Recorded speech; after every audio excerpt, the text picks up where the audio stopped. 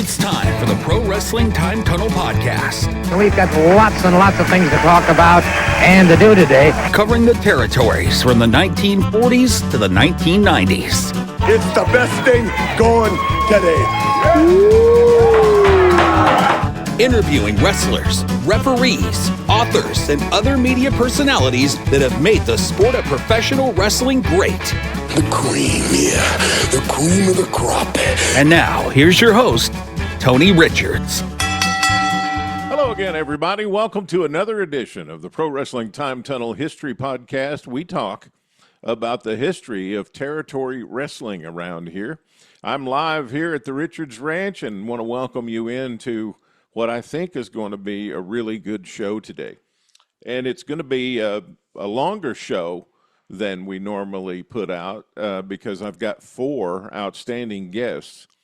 And I'm not going to do the normal information stuff about what I've got going or where you can find me or anything. We'll do that at the end of the show because I want to get right into it because I've got so many great people here. And we're going to do a Dennis Condrey show today. And many of you have read the feature I did on Dennis's life and career from our Substack, and I want to thank you very much for all the kind words and great feedback I've gotten from that. I mentioned this on I've done so many people's shows lately, I can't remember if I'd done it on my show or if I'd done it on another show or whatever, but anyway, the point is, that Saturday after Dennis passed on Friday the 20th, that next day, the 21st, I was thinking that I should do something, and I wanted to, I thought, okay, I want to put out something on Dennis's career, and I spent most of the morning thinking about it, processing my emotions, because and this might be this way for you too. I mean, thinking about Dennis brings me back to the 70s. It brings me back to the 80s. At a really great time in my life when I was a teenager and when I was in my 20s. Dennis's time in Jim Crockett Promotions and Mid-South Wrestling. And a lot of shows are going to talk about that. They're going to focus in on the Mid-South time and they're going to focus on the Jim Crockett time because that was the most widely distributed parts of Dennis' career. And I had an advantage growing up here in the Tennessee territory and seeing Dennis in the 1970s in his tag teams with Phil Hickerson and in his tag teams with people like Dr. D, David Schultz. And when he was wrestling as a single, and I got to see Bobby Eaton when he was wrestling both for Nick Goulas as a single and then later for Jerry Jarrett as a single. And I got to see Jim Cornette when he first started coming out on television, and it looked like he had just stepped off of a yacht or something. He had on the yacht sailing outfit with the captain's hat, you know, and they were trying to find a way. I mean, it's obviously that Jim had talent and that Jim, you know, could talk. It was just a matter of maturing and being comfortable and learning how to get into and form his character, which was very well established and formed by the time he got to Jim Crockett. And he did such a great job there. I mean, Dusty really relied on him to go out on television and do segments that would not only fill time on the show, but actually get stuff over and sell tickets and draw fans to the shows. So all of that is going to be covered by a lot of people because that's what mainly is on videotape and what people have been able to watch over and over and over again.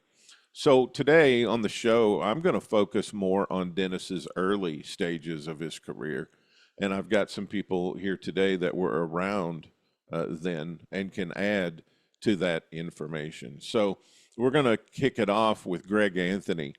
Greg Anthony is one of these young modern promoters that when I was doing the Welch series on the Stories with Briscoe and Bradshaw show, I got reached out to, a lot of these promoters reached out from Owensboro, Kentucky, from Haytime, Missouri, from Western Kentucky, and all these, and West Tennessee. And Greg Anthony is one of those guys who reached out. and he's invited me to come down to one of their bigger shows of the year. They wrestle every Saturday night in a building that they have named the Herb Welch Wrestleplex.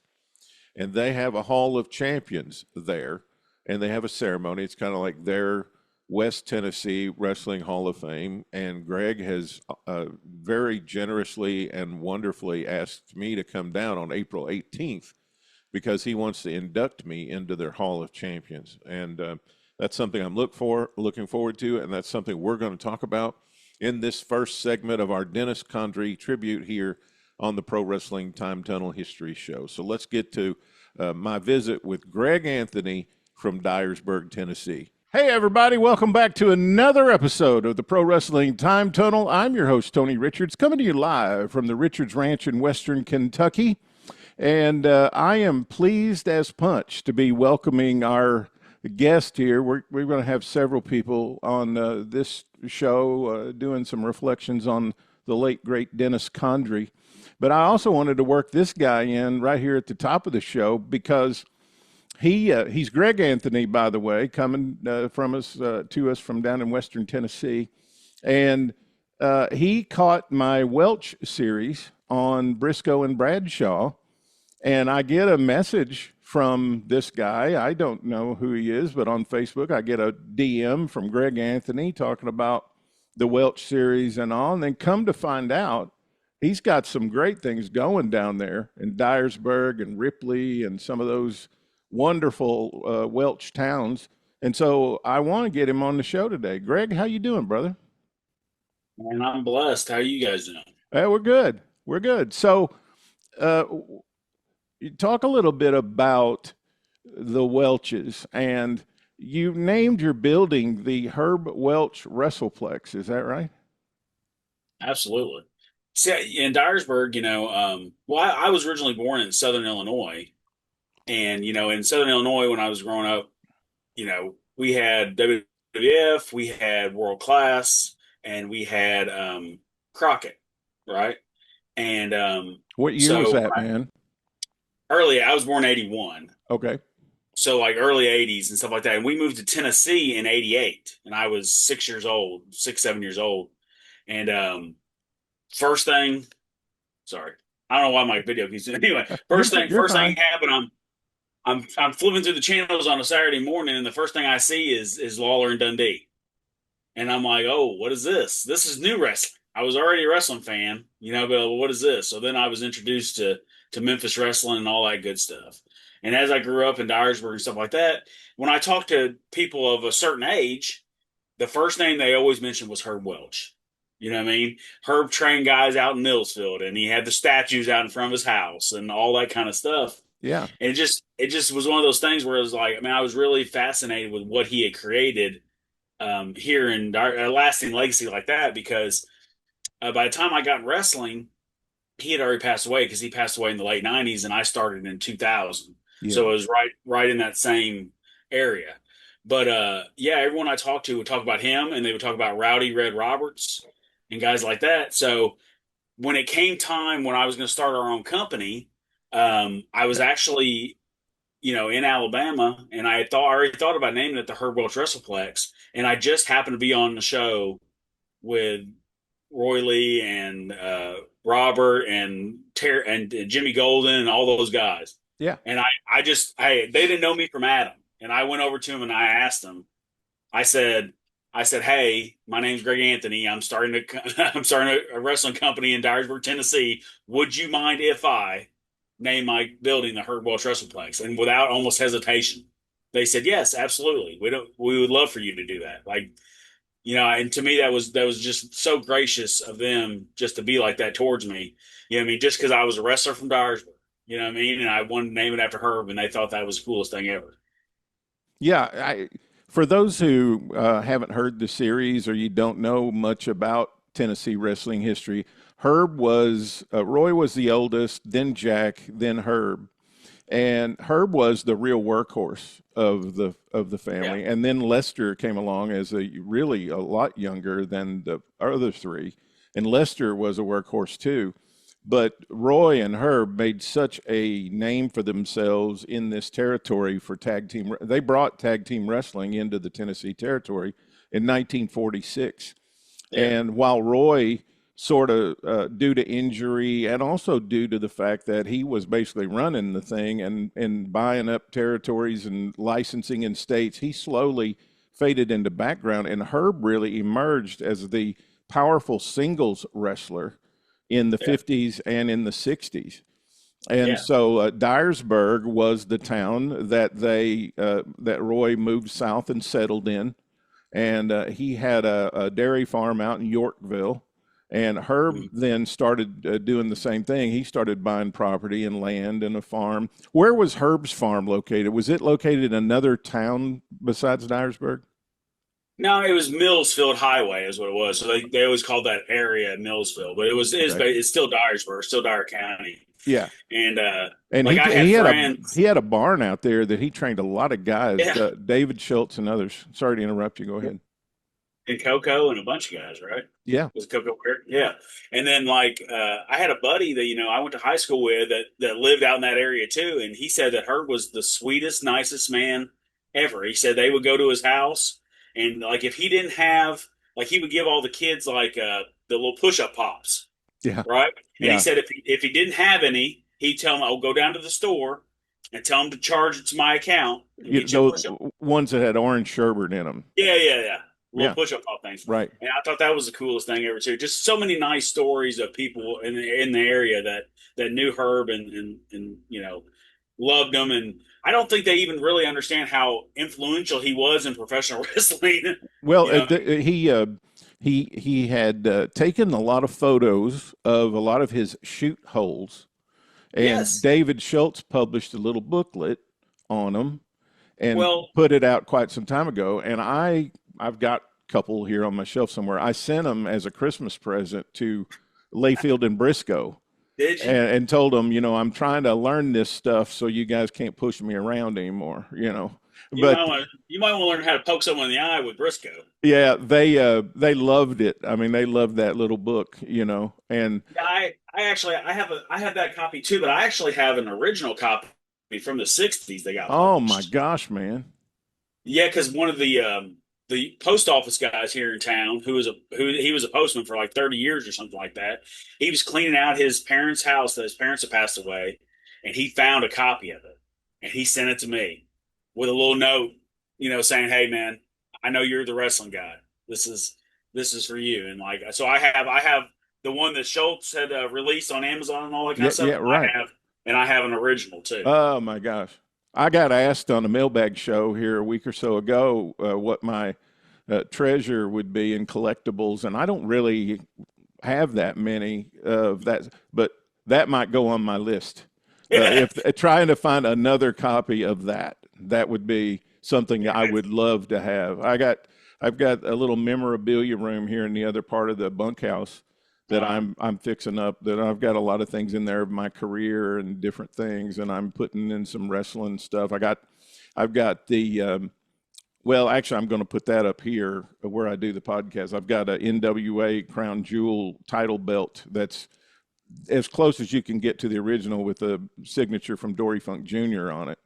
And I wanted that for so long, and I finally got that. But this might be the new Holy Grail I got to put on there. And I don't know if you ever take it out of the house, but when I come down in April, if you have it with you, I'd love to see it. Yeah, absolutely. I'll definitely bring it. Or if you don't want to take it out of the house, which would be me, like, I ain't taking this nowhere. I'm leaving it here. It's like the Raiders of the Lost Ark cave, I put booby traps up everywhere where nobody could get it. But what I was going to say is, if you don't, you can take photos of it. I'd love to see it. I'll bring it. Even if I forget. I live 3 minutes away from my wrestling building, so I'll come back and get it for you. So what causes you? So you got down there and you started hearing about the Welches and Herb primarily. So you decided to start promoting wrestling shows down there, and you guys have wrestling every Saturday night in Dyersburg at the Herb Welch Wrestleplex building that you have now. How did all that get started?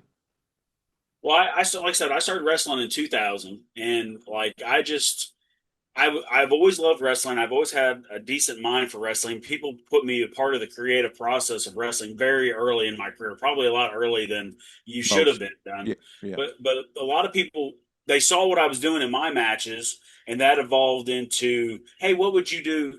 The wrestlers would ask me, hey, what would you do in this match? And then I would start telling them, and then before long, bookers are asking me, oh, what would you do with this guy, or what would you do with that guy?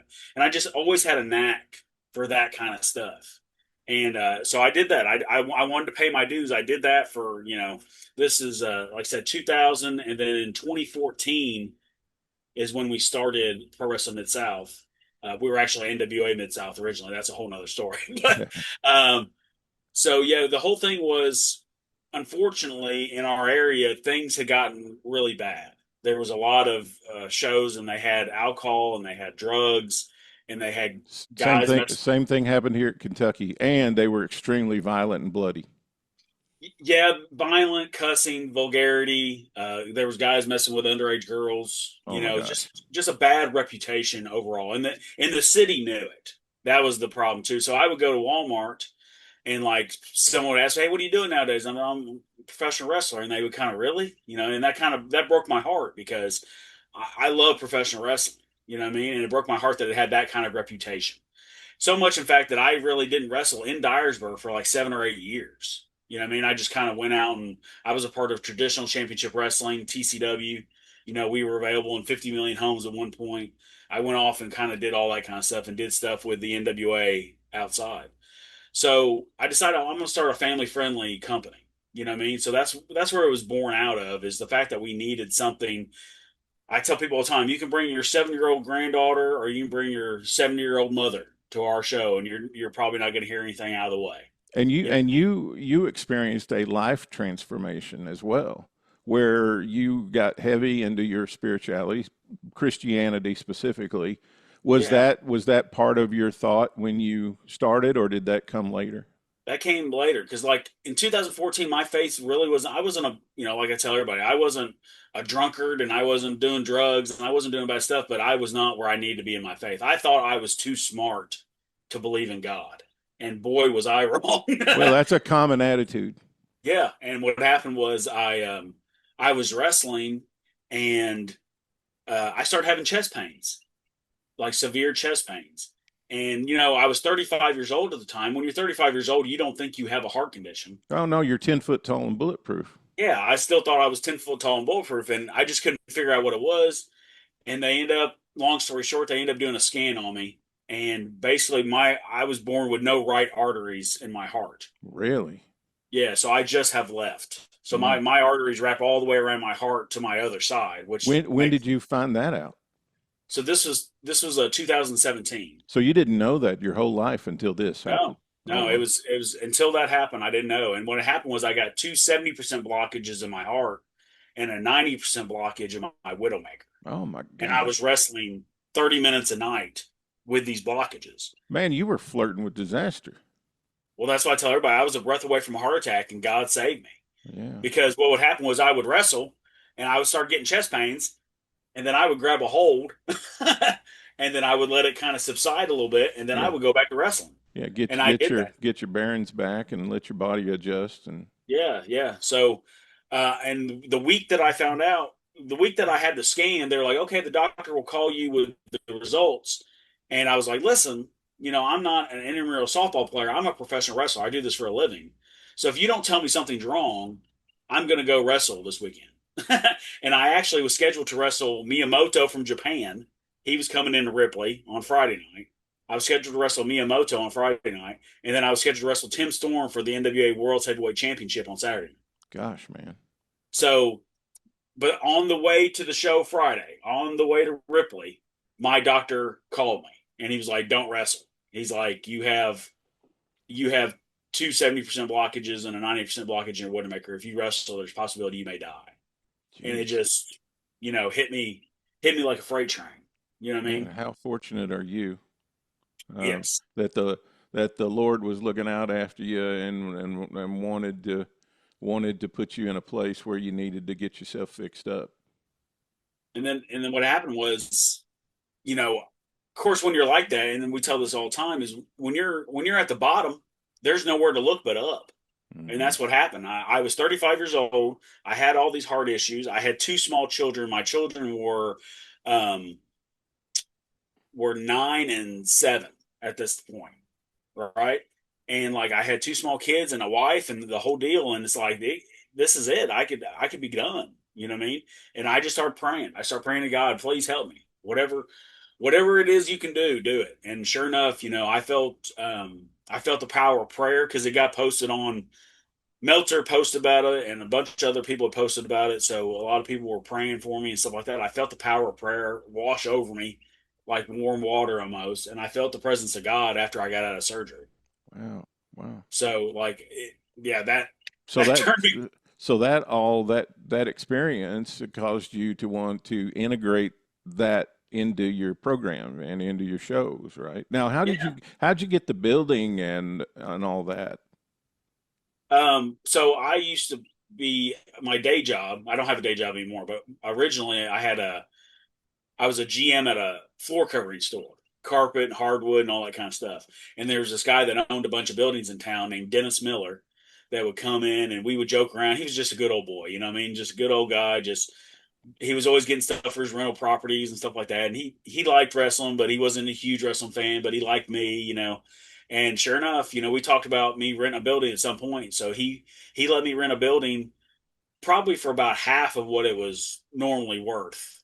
Well, that's how a lot of things get started. You got a good friend and you're just kind of joking. When are you going to run a wrestling show? You ought to run a wrestling show. And then all of a sudden, next thing you know, you're running a wrestling show. Right.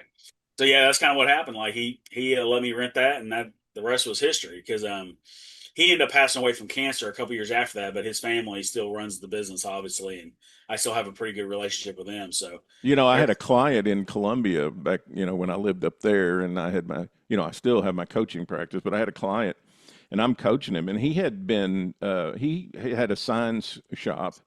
He made signs for people fairly successfully, and he had been to Bible school. To be a pastor or whatever. And in our meetings, it just started going along. And I'm like, when are you going to start a church? Like, when are you going to start a church? And I kept after him till he started a church, and it's still going today, like 20 some years later. So a lot of times it's just you need a friend to poke you and push you a little bit in the direction that you need to go. Well, that's kind of what happened with me too. Like I was in the beginning when I became a Christian and I was running the wrestling show, I was just a Christian running a wrestling show. Mm-hmm. And then I had another heart scare a couple years after that, like in 2022, where they said, "Hey, listen, we think you're blocked in another main artery again. If you're blocked this time, we're going to have to do open heart surgery. We can't stent you like we did before. We're going to have to crack you open and do whatever." Wow. So I went and I prayed. Same thing. I went and prayed for about 3 weeks as hard as I could. Lord, just let it not be there. You know what I mean? That kind of thing. So because they had done the scan, the 4D scan, and saw that it was there. So I went in for the heart cath, and sure enough, the doctor's doing all the stuff. Then he stops and he just kind of starts pulling away equipment. And he goes, "We didn't find anything." He said, "Not only is the blockage not there that the scan said was there, but you're supposed to have stenosis in your veins around your other stents, and none of it's there either." Mm-hmm. He said, "We can't explain it." I said, "Well, I can, Doc. Do you believe in God?" And he said, "I do." And I said, "Well, this is a miracle." And I told him about me praying for the last couple of weeks about it. Now your audience that comes to your shows, you run Dyersburg on Saturday night, you run Ripley on Friday night, right? Mm-hmm. Every week. So your audience that comes to shows, tell me a little bit about them. Like, what about how old are they? What have they told you that they like? What have they told you that they don't like? What do you know about the people that are coming and buying you tickets and enjoying your shows? Man, we just have a really good group of loyal fans that come. It's kind of like anything else. We have a group of loyal fans that come pretty much every week. Yeah. And then we have people that kind of come in and out. Yeah, that's with anything you do. You have a core, you have a core audience or core group of customers. Our core group is older. You know what I mean? They're old school wrestling fans. You know what I mean? And they like. And this is a testament to kind of how we run it is, they like the good guys and they hate the bad guys. So they're more like a territory fan. Yes, absolutely. Okay. Absolutely. All right. And that's kind of the way we've always tried to set it up is, we want, I don't like heel marks. You know what I mean? Like to Mm-hmm. me, for me, it's like if you know what's going on in professional wrestling and you're still working against the product, then you're not smart. You're the dumbest guy in the room. Right, right, You know what I mean? right. So, Yeah. and we've had some heel marks come through, and I've made a point to do things to them in the show to get them back on track. And I think they either they took heed to it or they left. So either way, Well, man, I'm looking forward to being there. And the other thing I think is different about a territory fan versus a modern fan, and to each their own. I'm not criticizing, but it seems like territory fans came to enjoy the show. They didn't come to be part of the show. that's a very good analogy. Yes, that's perfect. Yeah, and a lot of our people, like I said, they come and They don't they do your people that come to your shows. They don't do the chants, right? They don't do the this is awesome or anything like that. no, we don't. They Like just I tell they just yay and boo where they're supposed to, right? pretty much, yeah, yeah. We don't have a lot of that, and we don't have you effed up or any stupid stuff like that. Like none of that Right. stuff happens. Like we're so old school. Like there was a point where we didn't have a super kick on our show like for 10 months. You know what I mean? We were all excited because it was because you watch wrestling nowadays and every other move is some kind of kick. You know what I mean? And we I, uh, hit. I posted on my Twitter account yesterday or day before. I was doing a lot of ICW stuff for no particular reason because they had their promotion was here when I was a teenage wrestling fan. And Yeah, I was talking about Savage and Garvin, and I said, I saw them once or twice a week, plus the Jarrett show on Wednesday night in Evansville.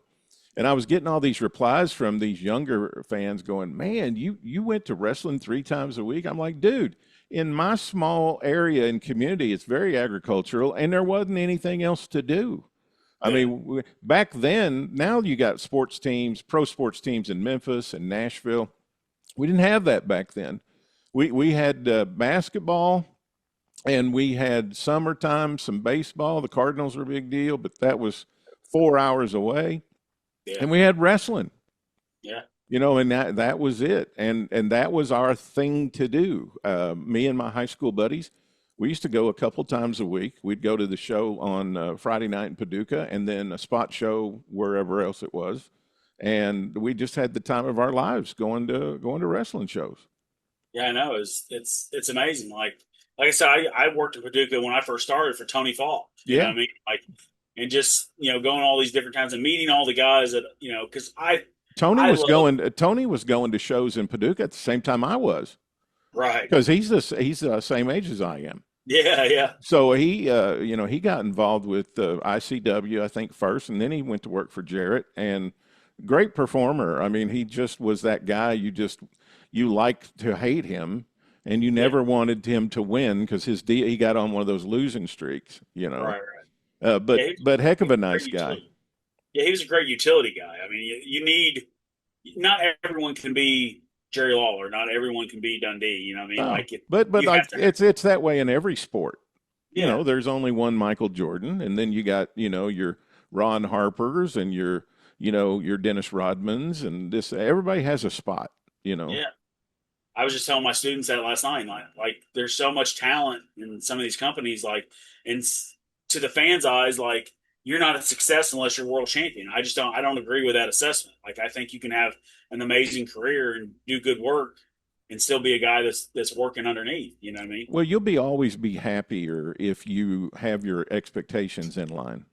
And Yeah, you know what you're capable of, and if you really apply yourself and you get some good hands of the cards that are dealt to you, and you take yeah, advantage of those, and you do the best you can, you have a good attitude, that to me is being successful. yeah. And every now and then you exceed your own expectations because something comes along that you weren't expecting. Right. When I was doing this stuff and I was doing this show, I never really expected to get in a relationship with Jerry Briscoe and John Bradshaw Layfield. It just was something that happened, and it exponentially accelerated what I was doing. Mhm. But I was just happy that I got the opportunity and wanted to do the best I could. And I think that's an attitude that's sometimes missing. People don't think about wrestling this way, but when you're putting on a card, you can tell me if I'm right or wrong about this. When you're putting on a card, everybody's on like one big team. Yeah. And as you know what your place is on the card and what you're supposed to do. And if you do it, you're contributing to the success of the whole team. Right. It's not as much individual as people may perceive. Yeah, and that's what I've stressed to my guys very much is like, they'll come up with an idea sometimes and be like, that's a fantastic idea. The problem is we're doing something similar over here. They don't see the whole picture. They see right. their match. I see the whole picture. I book. I'm a long-term booker. Like I know what we're doing going to October.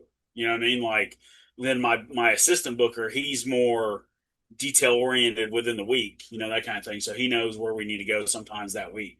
So it's a good balance. You got a big show coming up on April 18th, and you reached out to me to come down and be a part of it, and I'm excited. Yeah. It's a couple-hour drive south for me from where I live here in Western Kentucky, and I'm coming down. And what's the name of you're having a special show that night? What's the name of it? Yeah, this is Ultra Brawl. Ultra Brawl. Okay. Ultra Brawl is one of our probably our second biggest event of the year. So it's a big deal. We have a good time, and like I said, this is going to be our 12th Ultra Brawl. So it's good. We usually have I don't know how much of a fan of ladder matches you are, but it's wrestling, and we have a meal ticket ladder match, which our meal ticket is basically like our Money in the Bank. Yeah. So we have a meal ticket where it's a lunch box and it hangs above. Oh, that's a cool idea. Because there's something there for, because modern fans are really into it. And, WWE puts that on every year, the Money in the Bank. And that's a way to localize it and make it sense in a territory kind of way. Yeah. I think that's awesome. So, and then you told me you're inducting me into essentially your particular Hall of Fame down there, right? Yeah, the Pro Wrestling Mid-South Hall of Champions. So it's a big deal for us. There's a lot of the first inductee was Beautiful Bobby Eaton, who was, he and I tagged for 2 years. And like you talk about when you get opportunities and stuff like that, I had that opportunity and I made the most of it. Okay. Bobby was one of my favorite wrestlers growing up and ended up being my tag partner. And we inducted him into the Hall of Champions first. And since then, we've inducted a ton of people, Sputnik and Jackie Fargo and Tojo and just everybody that's been inducted has either been there or their families have been there to induct them. Man, I'm super humbled and excited and thrilled that you have invited me down for that. I can't wait. We're excited to have you, man. Yeah. So let's talk just a little bit about Dennis Condrey. How'd you feel when you heard that Dennis had passed? Man, it was like everything. It was just a punch in the gut. You know what I mean? Like Dennis was, of course, I was closer to Bobby, but Bobby actually introduced me to Dennis because I had wrestled Bobby in a singles match on Thanksgiving night in like 2004 maybe, and then they were tagging in Mississippi. Robert Gibson and Ken Wayne were running a television down in Mississippi, and the Midnight Express were on it. And of course, Bobby knew me obviously from working and like introduced me to Dennis. And he was so cool to me even then. He just met me, and was so cool. And I've ran into him, a bunch over the years since then. And he just, every time he sees me, he remembers that I tagged with Bobby. He remembers, that kind of stuff. And he treated me like one of the boys, you know what I mean? And that's really, that's the cool thing for a guy like me that grew up watching a lot of these guys when you get treated like, one of them. What's your most vivid memory of being around Dennis? So it was actually this last time. I think you were there. Were you there in St. Louis with us? Yeah. Yeah. So it was, okay. So you know where Dennis was, and Schultz was right next to him, right? Yep. Well, Schultz. I've talked about meeting David Schultz there, and which I was always scared of David. And so I apprehensively kind of saddled up to him to introduce myself. Yeah. So I had actually. I had booked Schultz for somebody else, one of my buddies. So I was doing all the communication with him. I was texting him, and hey, it's this date, it's this much money, it's this. I was doing all the stuff with him, right? Yeah. So we had a pretty good relationship, So when this is the first time I'd actually seen him in person. So like I came up and said, hey, I'm Greg Anthony from Dyersburg, and he goes, who? I go, Greg Anthony from Dyersburg. He goes, I don't know no Greg Anthony from Dyersburg. I was like, yeah, I booked you for this guy. And we start going through this. It was almost like, Abbott and Costello, going on. And we're arguing back and forth. And he's, I don't know you. You don't. I showed him his number on my phone and everything. And like, he's still whatever. So I was like, okay, whatever. I moseyed it along. Well, but a little bit later, Dennis pulled me aside and goes, he's just having fun with you, right? I say, yeah, I know. But Yeah. Dennis wanted me to make sure that I knew that he wasn't being serious, and I'm still in the club, I guess. What's the one thing that you learned or that affected you about Dennis's work? And this is something that's not just Dennis, but this is what I learned as a kid that I was attracted to, and I didn't understand exactly what it was when I was a kid. The seamless Southern heel.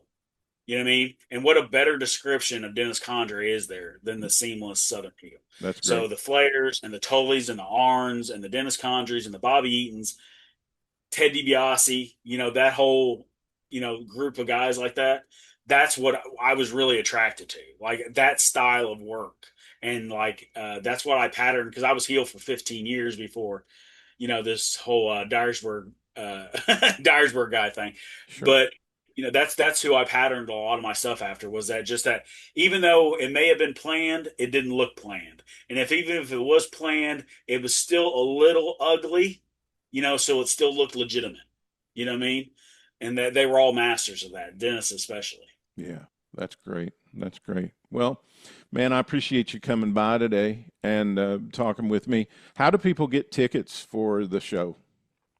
Man, you come to the door. That's how we do it. At the door. Okay. At good. the door. All right. 1827 St. John Avenue in Dyersburg, Tennessee, every Saturday night. And then Ripley, we're at 207 South Washington Street every Friday in Ripley. And what's the building in Ripley? It's the Power Pro Arena because Randy Hales ran it many, many years ago, and they never changed the name. So. When I did that Welch series, I heard from so many guys. I heard from you. I heard from a young guy up in Union City that is trying to get. They lost their building. I don't know if they found one yet or not, but they were trying to find another one. They're working with us a little bit now. Gunner, they're working with us, and like we actually have a joint show coming up at a baseball park here in Dyersburg in the next month or so. I love it. I heard from a guy over in Hayti, Missouri, over there running, and so all of these towns that made up the original Tennessee Loop. Out of that Dyersburg booking office, it is just a thrill for me that wrestling is still going on there.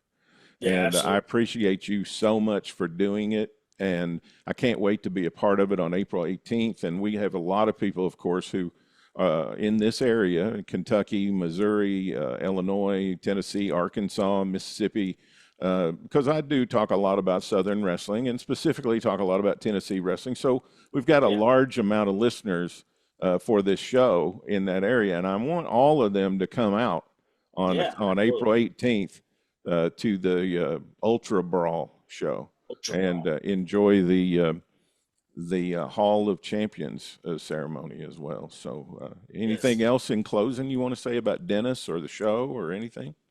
Man, I just like we always say, all glory to God. I wouldn't be here without it, and He's made such a difference in our life and just our wrestling company in general. You know what I mean? We're doing everything we do. I used to be a very me person. You know what I mean? Like I did this, I'm this talented.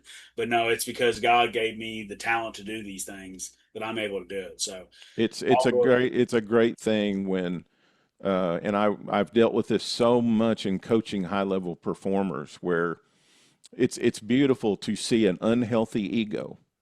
Now, and I tell people all the time, there's no getting rid of your ego if you want to be successful.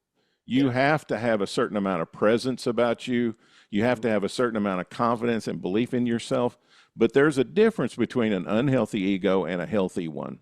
Yeah. And it sounds like you have successfully made that transition with the help of some spiritual guidance, and that's so amazing. And you're going to come back on the show. I can tell you that. We're going to have you back more. I can't wait to be there on April 18th to visit with you and talk more wrestling and meet a lot of your fans. And it's going to be, I'll get there early and probably stay late because awesome. I'm into it. And I want to see you guys, all your dreams come true. Man, I appreciate that. Thank you Greg so much. Anthony, everybody. And so Saturday night in Dyersburg, Friday night in Ripley, every single week. And please come down for Ultra Brawl on April 18th, and we can't wait to see you there. Thank you, brother. Thank you. I don't know about you, but I mean, it does my heart good to see live local wrestling still happening in today's wrestling world and in today's wrestling community. I know my friend James Beard down in Texas, they've got some great things going down there with wrestling. And as I said before, here in Western Kentucky, they put on some fantastic shows in Owensboro. There's a young man down here in Union City, Tennessee, the hometown of Coco Ware. They are right now looking for a building, and they're doing, as we mentioned in the segment with Greg Anthony, they're doing a thing together here pretty soon. And Ripley, Tennessee, and Dyersburg, Tennessee. And I want you to, if you're watching, I want to urge you to go out and support these folks. They're running these good, wonderful shows that we all kind of grew up with and we all loved. And I want to encourage you to support live local wrestling whenever possible. Of course, coming up here pretty soon on the show, I'm going to have my friend Herb Simmons, and we're going to be talking about the St. Louis Hall of Fame and Fan Fest 4 that he's having up in the St. Louis area. So a lot of live local wrestling happening. Okay, going to the next guest. It's going to take just a minute for me to explain my relationship to this guy. When I was looking to get into broadcasting in the mid-'70s, when I'd kind of decided that was something that would be a great thing to do, and I toward the end of, I was influenced by so many great people here that were very talented. One of those guys is somebody you've probably never heard of named Brian Sargent. And Brian Sargent worked on WKYX, which was the big top 40 AM station here. And Brian left and went to work in Nashville, and he went to work for the guy that I'm about to introduce, Michael St. John. And when I was an aspiring young person who wanted to get into broadcasting, I used to try to twist and turn my radio so that, and Nashville is a little over 100 miles down the road from the ranch here. And I used to twist and turn my radio around to try to get the signal in for Kicks 104 in Nashville, which formed my idea of what a radio station that was programmed well. Now, for you who may not be familiar with the term programmed, there used to be a position, I guess there still is, in a radio group called the program director. And the program director hired the talent. And the program director is very much like the booker in pro wrestling. He assembles or she assembles the talent for the station, figures out where they should be and what shift, the morning show, the midday, the afternoon, the evening. They also are the overseer of the music and or talk programming that's on that station. Michael St. John was the program director of Kicks 104. All right, and I got into the broadcasting business at the age of 15 at a local little AM station about 10 miles up the road from me. And I worked there from the time I was 15 till I was 18. I graduated high school, and I went to work in Paducah. And so, to make a long story short, by the time I was in my mid to early 20s, I was an executive. Well, when I was around 30, I moved to Missouri and became the vice president of programming for a group of radio stations based out of Cape Girardeau, Missouri. And one of those stations was in St. Louis, Missouri, and Michael St. John was the program director there. And we established a relationship because essentially all the program directors in the group reported to the vice president of programming, which was me. And so Michael, I had also seen on one of my wrestling programs. He was an announcer on the television show for Nick Goulas in the late 70s, and then filled in sometimes for Lance Russell on Memphis television for Jerry Jarrett. So, I mean, this guy he was a legend to me. And so we have stayed in contact, and we have reconnected here lately. And I'm going to have him back on the show here to talk more about his experiences in wrestling. But today we're going to talk specifically about Dennis Condrey, because Michael did the television when Dennis was wrestling for Nick Gulas. And so thought it'd be kind of fun to have Michael on the show today and talk about his remembrances of Dennis Condrey. So let's go to that conversation at the ranch now with my good friend, Michael St. John. Welcome back to the Pro Wrestling Time Tunnel, everybody. This is Tony Richards, and tonight here at the Richards Ranch, I'm privileged to welcome my long-term friend. I mean, we go back a long way, not just in wrestling, but in the media business as well. We worked for the same company back in the 90s, and I was a fan of his long time before he even knew who I was, and that is Michael St. John joining me tonight. Michael, how are you, bro?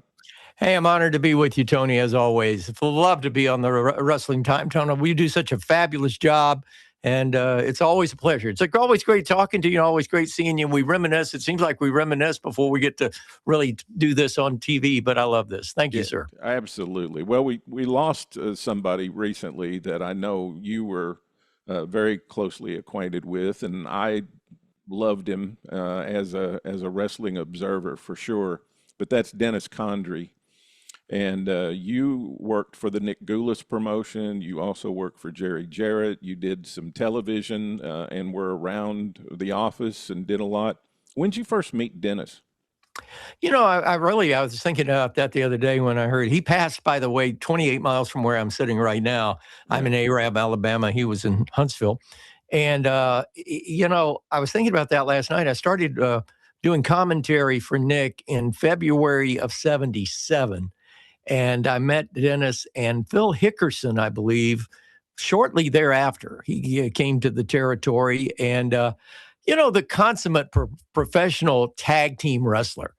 I really don't remember him in many singles matches, but I remember him in a lot of tag team matches. And he was trained by Joe Turner, who was his brother-in-law, who worked for Nick, you know, in the 60s and 70s and ended up promoting wrestling right here in Marshall County up until last October when he passed, and had lived in Lebanon. And Joe was I got a chance guy. to meet Joe and Bill Bowman both. Several times, and I love being around those guys. I mean, they were just hilarious people, and had so many great stories. Oh man! And it was a storybook. And they had picked up all those. I'd written quite a bit about it in my feature piece on Dennis that I'd put out the Monday after his passing. And I'd talked about how Joe and Bill were such students of real old time tag team wrestling. And they, you know, imparted all that to Dennis, who then we got to see glimpses of that as the wrestling business evolved. But Dennis was definitely trained by some guys who were really good at what they did. Indeed. And by the way, if people have not read the piece you did on Dennis, I commented, I got an opportunity to read it. And what a great read. I mean, historically correct and just spelled it out perfectly. But, you know, the thing about it, and bringing up the fact of Joe and Bowman teaching Dennis, it created, Dennis had a great feel for the ring. I don't know if you, and I always talked about this, that he, from the time he left the dressing room door to the time he got in the ring to the time he got back into the dressing room, he never broke character. I mean, he was who you saw.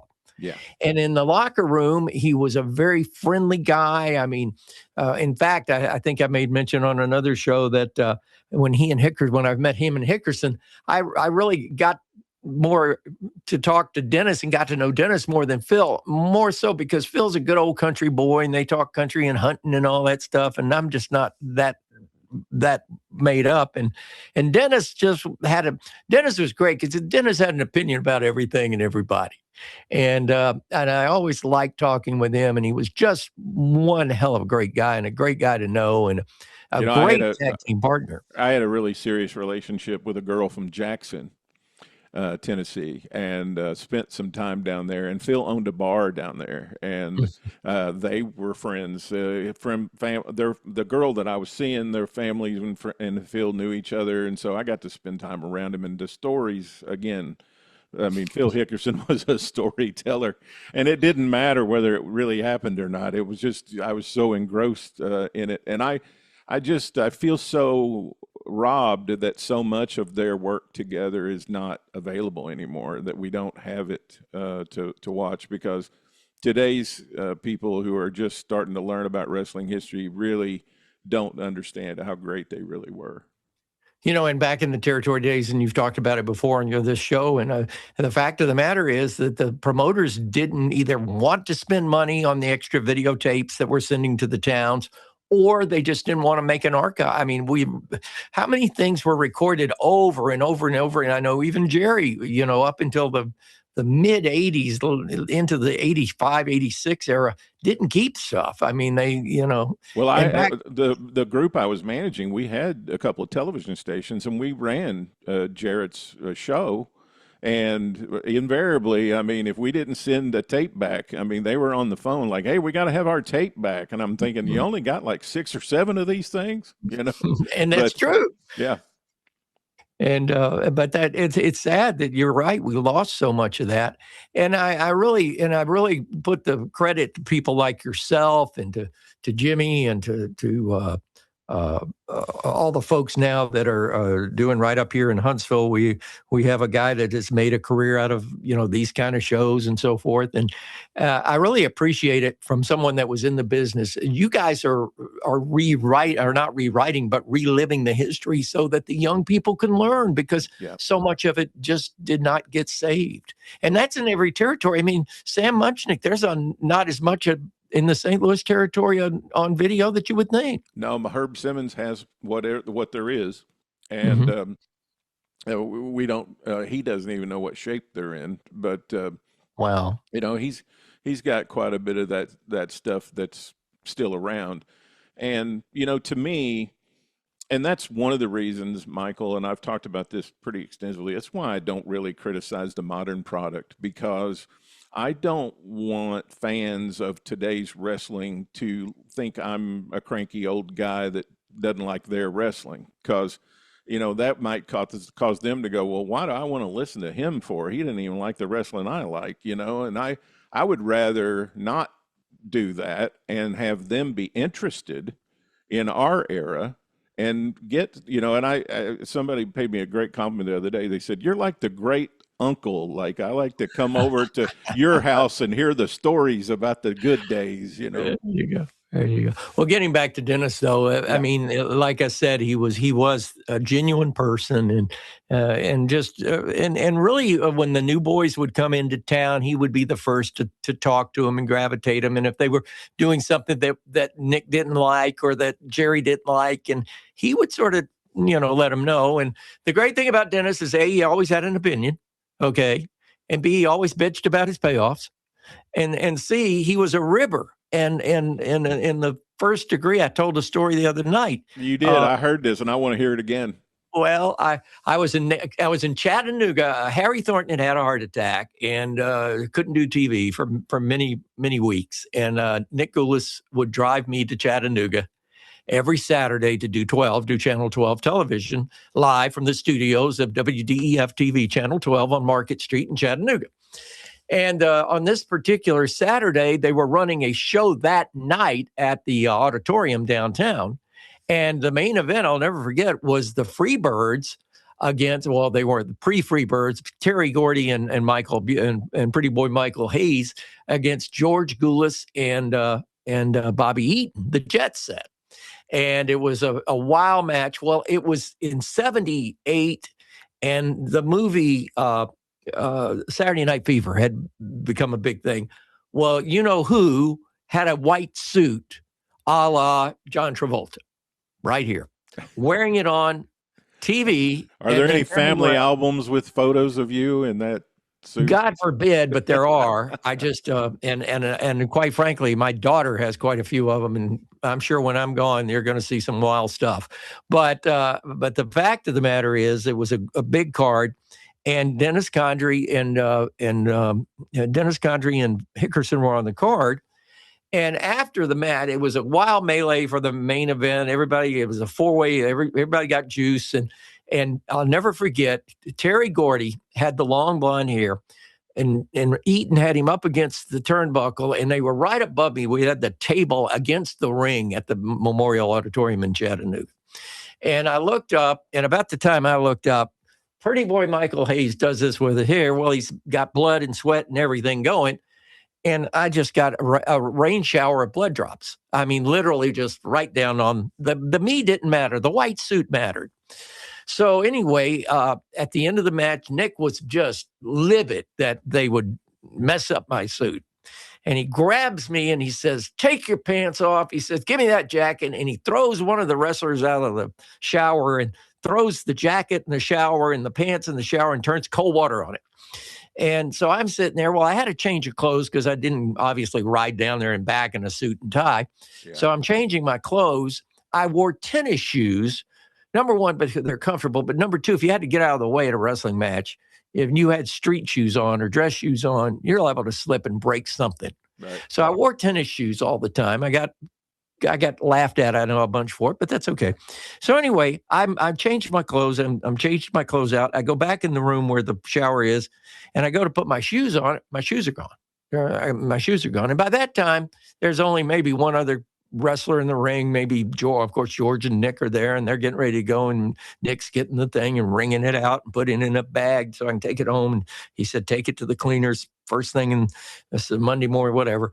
So I'm looking for my shoes. I can't find my shoes. My shoes are gone. Where'd you take them off? I took them off in here. Well, where are they? And he's going.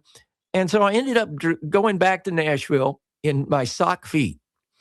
And I got to Nick's house and picked up my car to drive back home to Hendersonville. And I had to drive home in sock feet. I got home. I've lost a pair of shoes. Well, the following Wednesday night, we taped wrestling for the bicycle. The show on Wednesday night at the fairgrounds was taped, and then they'd send it to the other town. So the angle that shot this week would run that Saturday, but the repeat of the live show would be the following week. Right. So anyway, I show up at TV, and I'm back in the locker room. I'm taking notes. Matches are these. Run down the card. I'm taking notes, and Condrey comes over. He said, "Boy," he said, "did you lose a pair of shoes in Chattanooga?" And I went, well, I couldn't find my shoes. He said, man, I found this pair of shoes and holds up my tennis shoes. I found this pair of shoes. He just found them. He found them. And he said, I've been asking the boys all week. I asked him in Birmingham, and I asked yesterday. And he said, I found these shoes and nobody's claimed them. Somebody said they're yours.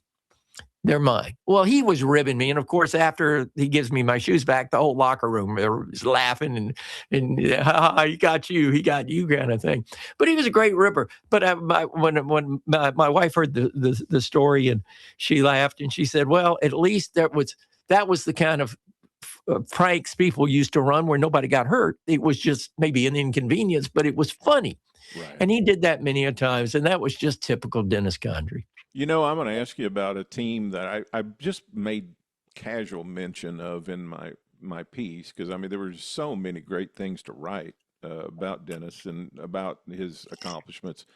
But about that same time, Dennis teamed up with Chris Colt. Do you remember that team at all? I do, and it was short-lived. I know Chris was in and out of the territory fairly quickly, but two guys that could go.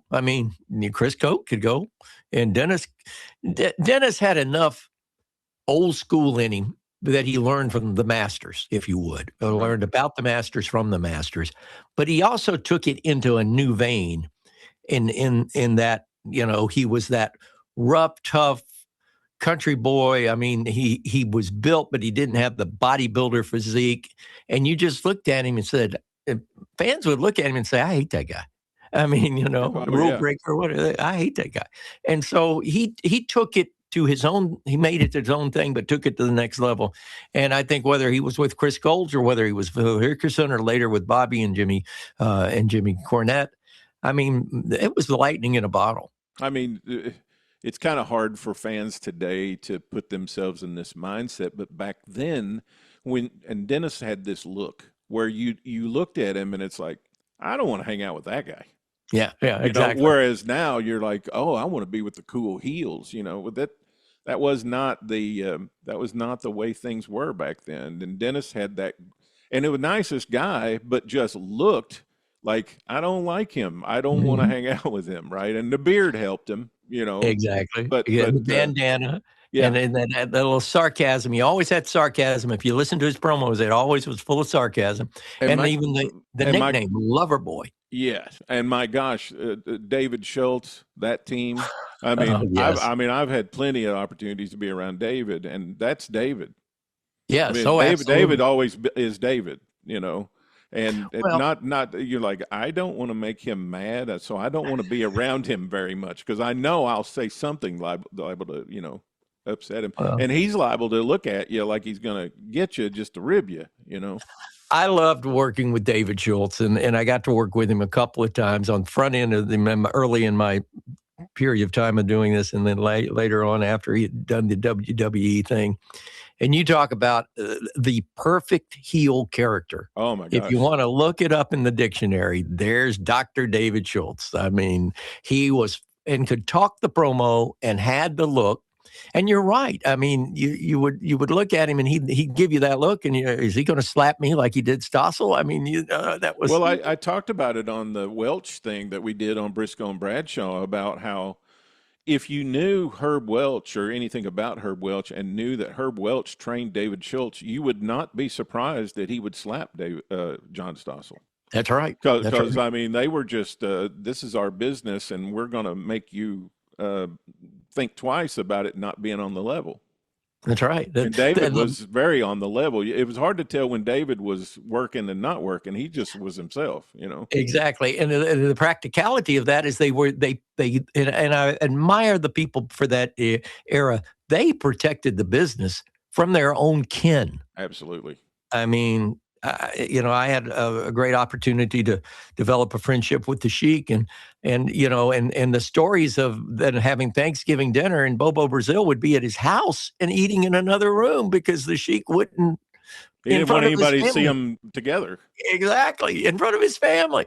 Yeah. So, I got another one for you. I mean, was there anybody that looked like somebody you wouldn't want to hang out with than Randy Rose? Oh yeah. I mean, he was like, I don't like that guy, and I don't want to hang out with him. You know? But again, that was that heel persona. Right. And if we're missing that in new wrestling or current wrestling, 21st century wrestling, I call it, if we're missing that, there's not a lot of people that still maintain the heel persona. Personally, I think the guy from Minnesota that comes on and off on the WM. Brock Lesnar. I think Lesnar may be the best heel look of all the wrestlers out there in this day and time. Yeah. And when I see him, and I've never met him, I know Cornette trained him, in OVW with Danny, and they did a fabulous job, and they've got some stories too. But he's one of these guys that even when I meet him, if I ever get a chance to meet him, I don't think I'm going to trust him. It's just one of those things. And to that point, he's one of my favorite guys to watch. Me too. I agree. And the guy can work with anybody. I mean, they put him in there with a guy that's half his size, and Brock can work with him in a way where it looks like the guy's actually giving him a good go, I agree. I couldn't agree more. And I love watching him work for that simple reason. Sometimes he's a little off on a sell. I mean, he could sell a little deeper. But other than that, there's no downside to Brock Lesnar in my mind. I love him. And I this past Monday night on Raw, they did an angle with Roman Reigns and CM Punk where I just thought, man, that's an old style deal right there. I could sit through all of this other stuff to see that. Like that 10 minutes was awesome. When I was in St. Louis with Zimmer and before that at Hot 97, Randy was a teacher, teacher of physical education at one of the Catholic schools at DeSmet, or I forget which one he was at, but he was Rose? He was actually Randy Orton. Oh, Randy Orton. Okay. Yeah. He was actually a phys ed teacher at one of those schools, and ran into him one day, and was introduced to him, and he looked like his dad in many ways. And Randy's dad, when my first ever TV match I ever did at the Cook Convention Center in Memphis, then the first match was Bob Orton Jr., and he got tossed out of the ring into the table onto my lap. Yeah. And he took the mic and he went like this. He turns his head and he goes, "We do this sometimes, kid," and roll back in the ring. I'll never forget that. That was my first introduction. But yeah, and I like, and being we're talking current wrestling, I like CM Punk because I think he's that, that attitude era type of individual that comes off as an asshole even when he's a baby face. You can tell he's gone back and he studied the masters like we talked about before, and he's taken things. And I was just having this conversation just not a little bit ago with Steve Kern, where he was talking about when he was training guys, he used to tell them, go find 5 things from 5 different old school wrestlers that you can take and integrate into what you do. And he said hardly anybody would ever do it. I said, man, if they did, that would be revolutionary. I mean, because some of that stuff hasn't been seen in so long, it would be brand new now. Oh, absolutely. Absolutely. And being that so many of those tapes and that video doesn't exist, I mean, people are going to think that the new character has invented it, which takes it to an either higher level. Yeah, absolutely. MJ, what's the guy, MJR with AEW? MJF. He has some certain qualities about him. I think they could be developed further, but I think he's got a little of that old school fire in him, and I like that too. He does, and he's a tremendous talker. I mean, he's really good. How'd you find out that Dennis had passed? Arvel Hutto called me. Arvel lives here in Huntsville, and he and I. So tell everybody who Arvel is. Arvel is the man that trained Bobby Eaton. Right. He was excuse me, and Arvel. This is not a shot at Arvel because he's a great guy, but he was a ham and egger for Nick Goulas. I mean, he and a couple other boys from here in Noirth Alabama would come up to Tennessee to do TV on Saturday or on Wednesday just to do TV. But Arvel could work, and then wrestling was at that time was a sidelight, and he trained Bobby. And I forget, Arvel told me he trained, I think Sailor Moran trained Arvel or had a hand in training Arvel. And Sailor Moran goes back to the old school days of Herb Welch. Yeah. And he actually goes back to the original Dutch Mantell in West Texas. Oh, really? Yeah, okay. He was trained out there the same time Roy Welch was. And so when Roy Welch came east and settled down in Tennessee, Pat Malone, who also was trained, he was trained there, and so was Sailor, and they all gravitated this way. Gotcha. I met Sailor Moran when I was programming at Kicks 104. He was running a used car lot in Lebanon, Tennessee, and I had just started doing commentary for Nick, and was over in Lebanon for an event, and he came by and introduced himself and had a handshake that would kill you. I mean, when he gripped your hand, get ready. But nice guy, but a tough customer. And I heard that he trained a lot of kids in the gravel, if you would. You bet. So Arvel calls you, like, what does he say? He said, we lost Dennis. Yesterday. This was last Saturday. And it hit home. My stepson had been at a Comic-Con 2 years ago and ran into Dennis, not knowing that Dennis and I had any kind of history and all. And they were talking and whatever. And Dennis Dennis got my business card. Ryan gave him, he said, my dad owns Fun 92.7. And he went, your dad's Michael St. John? He said, I know Michael St. John. And then they got to talking, and he took a picture. He took a Polaroid and gave it to Ryan, and he brought it home. He said, you know this guy? I'm like, oh my gosh, yes. So that was the first I'd learned that Dennis was living in Huntsville because he had been living in Florence, right, which is where he was from. Yeah. Well, shoot, man. I was just really, really taken aback, and I spent most of Saturday morning just processing it. And then I thought, I'm going to get to work on something here and it was a little bit like, I mean, I write every day, but I imagine it would be like you're going to go to a big show at the Mid-South Coliseum, it's versus a spot show where it's like, okay, I got to put my working shoes on. And for whatever reason, man, I hit a vein when I was working on that piece about Dennis, and I just had it in my head, like, I just want to make him proud, Well, you've done it. Yeah, it was when I finished with it, I knew that it was good, and I knew that it was going to help people understand a whole lot about Dennis's career before the video era. Absolutely. Well, again, I got to tell you, folks, if you're watching this, please find this. If you haven't read it, it is great reading. It's great reading. It'll take you about 10, 12, 14 minutes to do it, but it's great reading from top to bottom. Did you know Teresa? I had met her. Yes, I had met her. I didn't know her well. I had met her the time. Actually, I think I had met her when they did a little service for Bobby when Bobby passed. I think was when I. Well, listening to Jimmy, I mean, it sounds like that she was about to retire, and they were about to spend their days together. She was only a few days away from retiring when Dennis had his accident. So, yeah. I mean, that's just heartbreaking. It is, and he was, again. I mean, even after he retired out of the ring and whatever, I understand, and in talking to Arvil and some other folks, that he was helpful.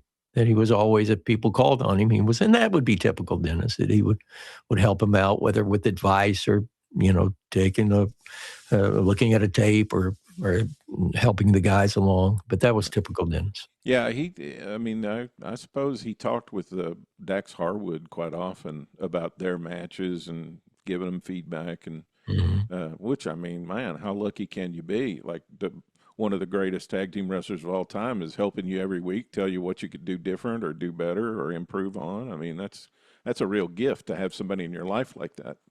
Amen. And the thing about Dennis was the first wrestler I ever worked with that had a real gimmick on his knee. He worked with a knee brace, and he had a bad knee. Wow, and he would work with that knee brace on, and he had I think it had I don't know if it was playing football or baseball. He played another sport, I think, in high school or something, and he got hurt. But would wear that brace and then put that cover over the top of it, and it was normally where the kneecap was open, and exposed, and then that made him look a little bit more heelish as well, because somewhere in the match he'd rub somebody's head against it or bring a knee lift and hit them with make it look good with the brace on.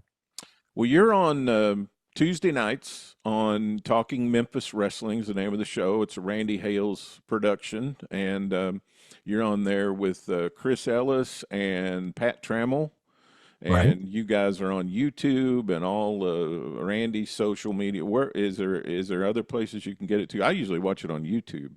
Well, it's on YouTube, and it's also on Facebook, and not Facebook, but Twitter. There's a feed on Twitter, whatever that feed is. Yeah, it's a great show. I mean, if you're at all interested in Memphis wrestling, I mean, these guys were involved in it, big fans of it. They have a great show every single week. The show you guys did on tag teams the other night was just phenomenal. And I like that show too. I brought the ratings down one week. They had me on to talk about the Welches, and so I'd encourage you, if you haven't checked out that show on Tuesday nights, to check that out. You guys do a great job with it. Well, it's my pleasure and my honor to be a part of it. It's Randy's deal, and I'm just honored that he would let a old Alabama boy be a part of it. A guy that's getting long in the tooth and gray in the head, and all that stuff. I'll be 75 this year. And if the good Lord gives me the breath and the earth to stand on, thank him every morning that I've got another day. You got a lot of runway left, my friend. Oh, God bless you. You bet. I appreciate that. And I pray that everybody, I will say one thing, since the 4th of December, I have been to 8. Well, if they have a funeral for Dennis, it'll be 9 funerals. And my daddy used to say, my dad worked for the Huntsville Times for 43 years. And he used to say, you're getting old when you go to more funerals and weddings. Well, I'm certainly reached that point. But wow, that's a good proverb there. Yeah, I've always. And unfortunately, I am at that point myself where, a lot of my broadcasting buddies have passed away. And I've done, we were just talking about somebody before we went on here, somebody that we both have known and that worked for you, and that you did his funeral. And I've done a lot of those recently. And so, it just makes you stop and think. And, thinking about Dennis and his passing just makes you want to appreciate, what you're doing and taking every day in and being self-aware about, being grateful. Amen. And then that's the grateful is a great word. And I'm grateful to being, and have the opportunity to talk to people like you on shows like this and other shows, only because, not for my ego, really. I appreciate people calling me, but it really. I know you, man. You ain't got you're one of the more humble people that I know. So Well, and I love imparting and it's not wisdom, but imparting information that may be taken as wisdom or taken as something that maybe somebody can live their life through. A long time ago, I made a commitment to myself, and I was lucky. I got to go to Vanderbilt University and graduate from there before it became too expensive, or became a foreign college. But I made up. I did a year of divinity there, divinity school there, and I made up my mind that every day, if you can, to be open and to have a personality when you walk in and say hello to everybody. It doesn't matter if they, what walk of life it is. That's right. If you can make a person smile or laugh that day by having an interaction with them, that might be the only time they smile or laugh all day long.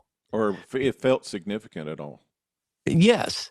And I just, that's a goal of mine. I do it. And there's some days I don't accomplish my goal, but there are more days that I do. And I feel good about it. And then hopefully they feel good about it. So if I can make a person smile or laugh or feel, like you say, feel good about themselves, I've done my job. You bet. And listen, I'm going to have you back because there's a whole bunch of stuff I want to talk to you about. I just wanted tonight to be a little bit about just Dennis and tap into your memories and things about him, and have a couple people on that knew him and or were around back then or were fans of his. And so I really appreciate you taking the time to do it, brother. Tony, it's a real honor. It's a real honor being with you. I say you do a fabulous job. Thank you for what you do for our industry and our business and our sport, and continued success. And if there's any way I could ever help you, you know my number. And yeah, man, just give me a call, bro. I'll have you back on the show, and every time I see you, I'm gonna say, "Come to Waterloo."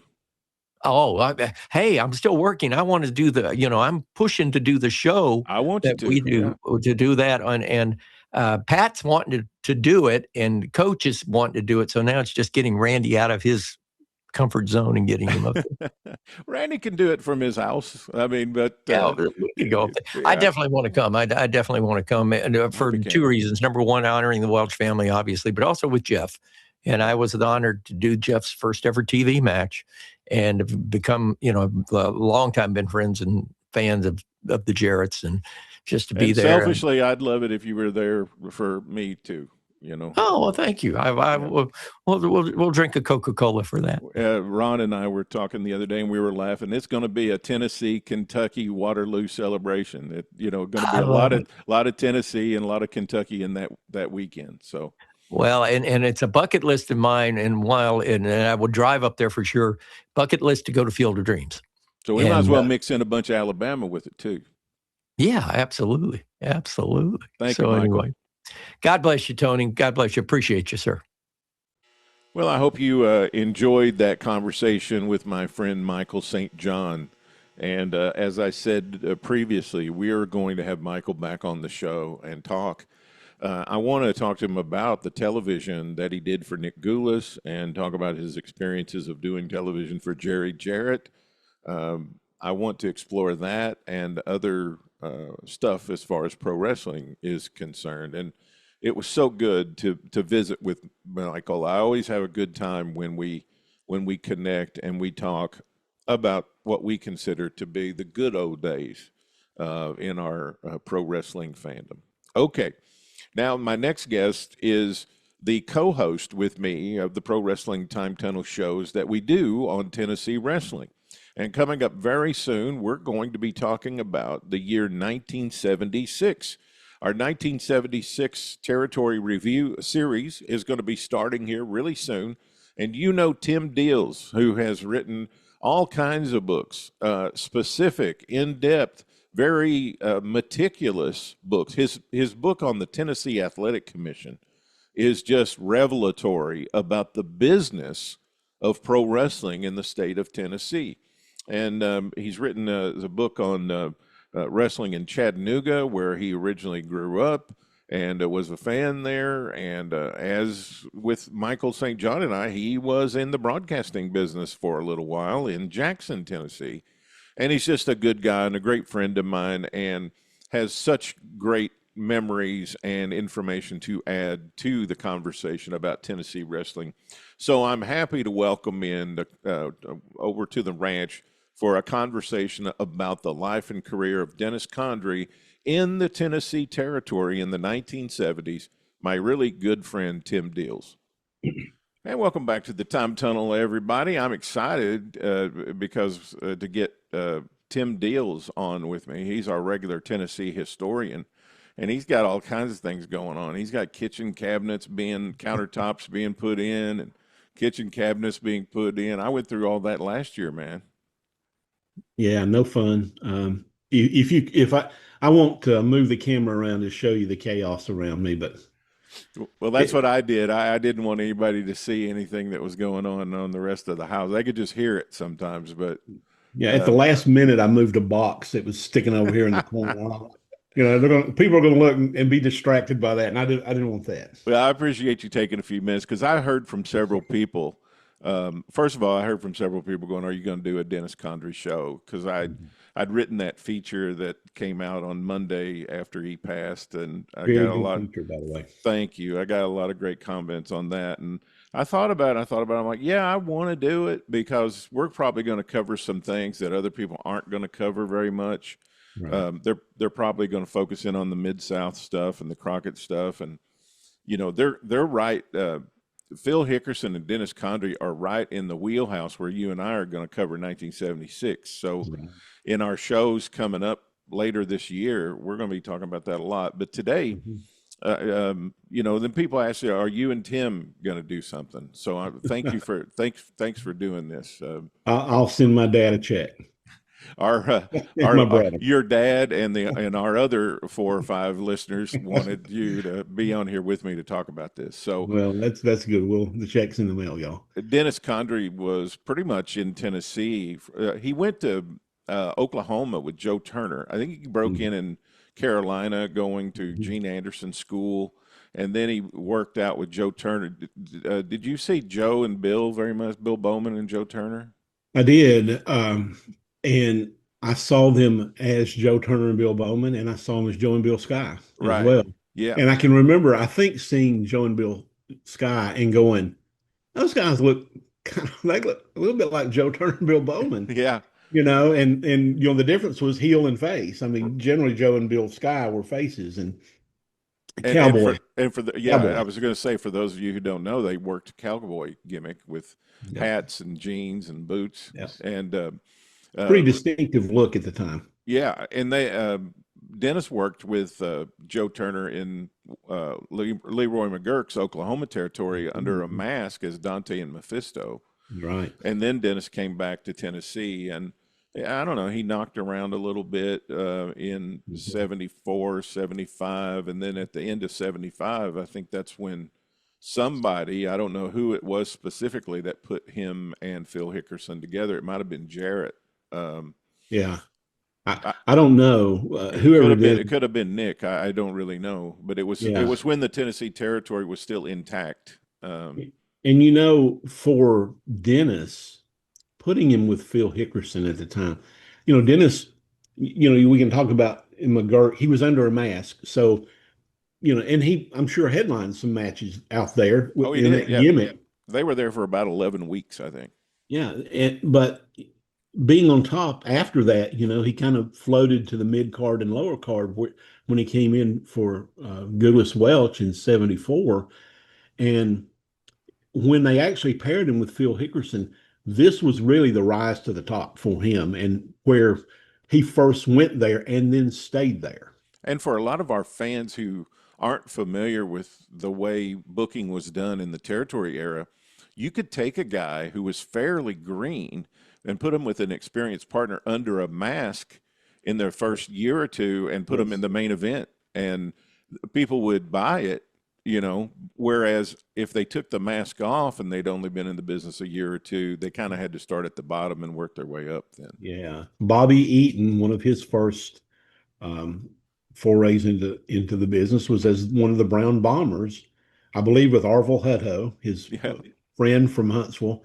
And they never worked really toward the top, but they worked consistently for Nick Gubis in 77. Yeah, Beginning of 77, and that getting that kind of experience then under the mask, where people won't know you necessarily, being young, how valuable is that for when you do take the mask off and then become whoever you are going to become? Yeah. They don't do it that way now. And that's why we talk about it and go, what happened? Well, Joe Turner and Bill Bowman had been one of the versions of the interns back in the late 60s, and had learned all those old Southern tag team heel tricks. And Joe had passed those along to Dennis while they worked in Oklahoma. And then when he did get paired up, I mean, Phil Hickerson had been in a tag team with Al Green called the Sherman Tanks. Sherman Tanks, yeah. And if you ever saw those two guys, they look like Sherman Tanks. They look like little fire plugs, Yeah. Phil looked like a little version of Al. I mean, they were both big, but they looked maybe like brothers separated by about 20 years. And there's not a whole lot out there. There's stuff out there that you get in the latter parts of Phil's career, where he comes out when Sting and the Ultimate Warrior are in Memphis, and he comes out and confronts them. I mean, that's a good slice, though, of what he was like back in the 70s in an interview. I mean, he was just very aggressive and assertive and very loud, and he came across like a redneck hillbilly from Jackson, Tennessee. Yeah, I think I've said this on more than one occasion with you. He was like a small town bully. I mean, he came across as someone who married into your family, who just mouthed off all the time, and you were like, "Oh my gosh, we're going to the family reunion, and I got to hear Phil all day," right? Right. And people have asked me, like, what's the difference between Southern wrestling and the Northern style? And I said, well, to me, Southern wrestling is like a Saturday night at any honky tonk in the South. Like if you go into a honky tonk, out on the edge of town where there's a gravel parking lot and a bunch of jacked up pickups in the parking lot, and you walk in there and there's either a band behind chicken wire or a jukebox playing, and there's pool tables, then you would find dudes like Dennis Condrey and Phil Hickerson. They would be in there, and as soon as you walked in, you'd hear them. Yes. And when about 1 a.m. when the fight broke out, it'd be because of them. Yes. They move you right in the middle of it, or instigate it and step back, one or the other. I mean, when they were the 76, when they were the Bicentennial Kings, when they came out to do interviews, I remember I was 13, and I would just be locked on the television going, I hate those guys, because they were just arrogant, assertive, and loud.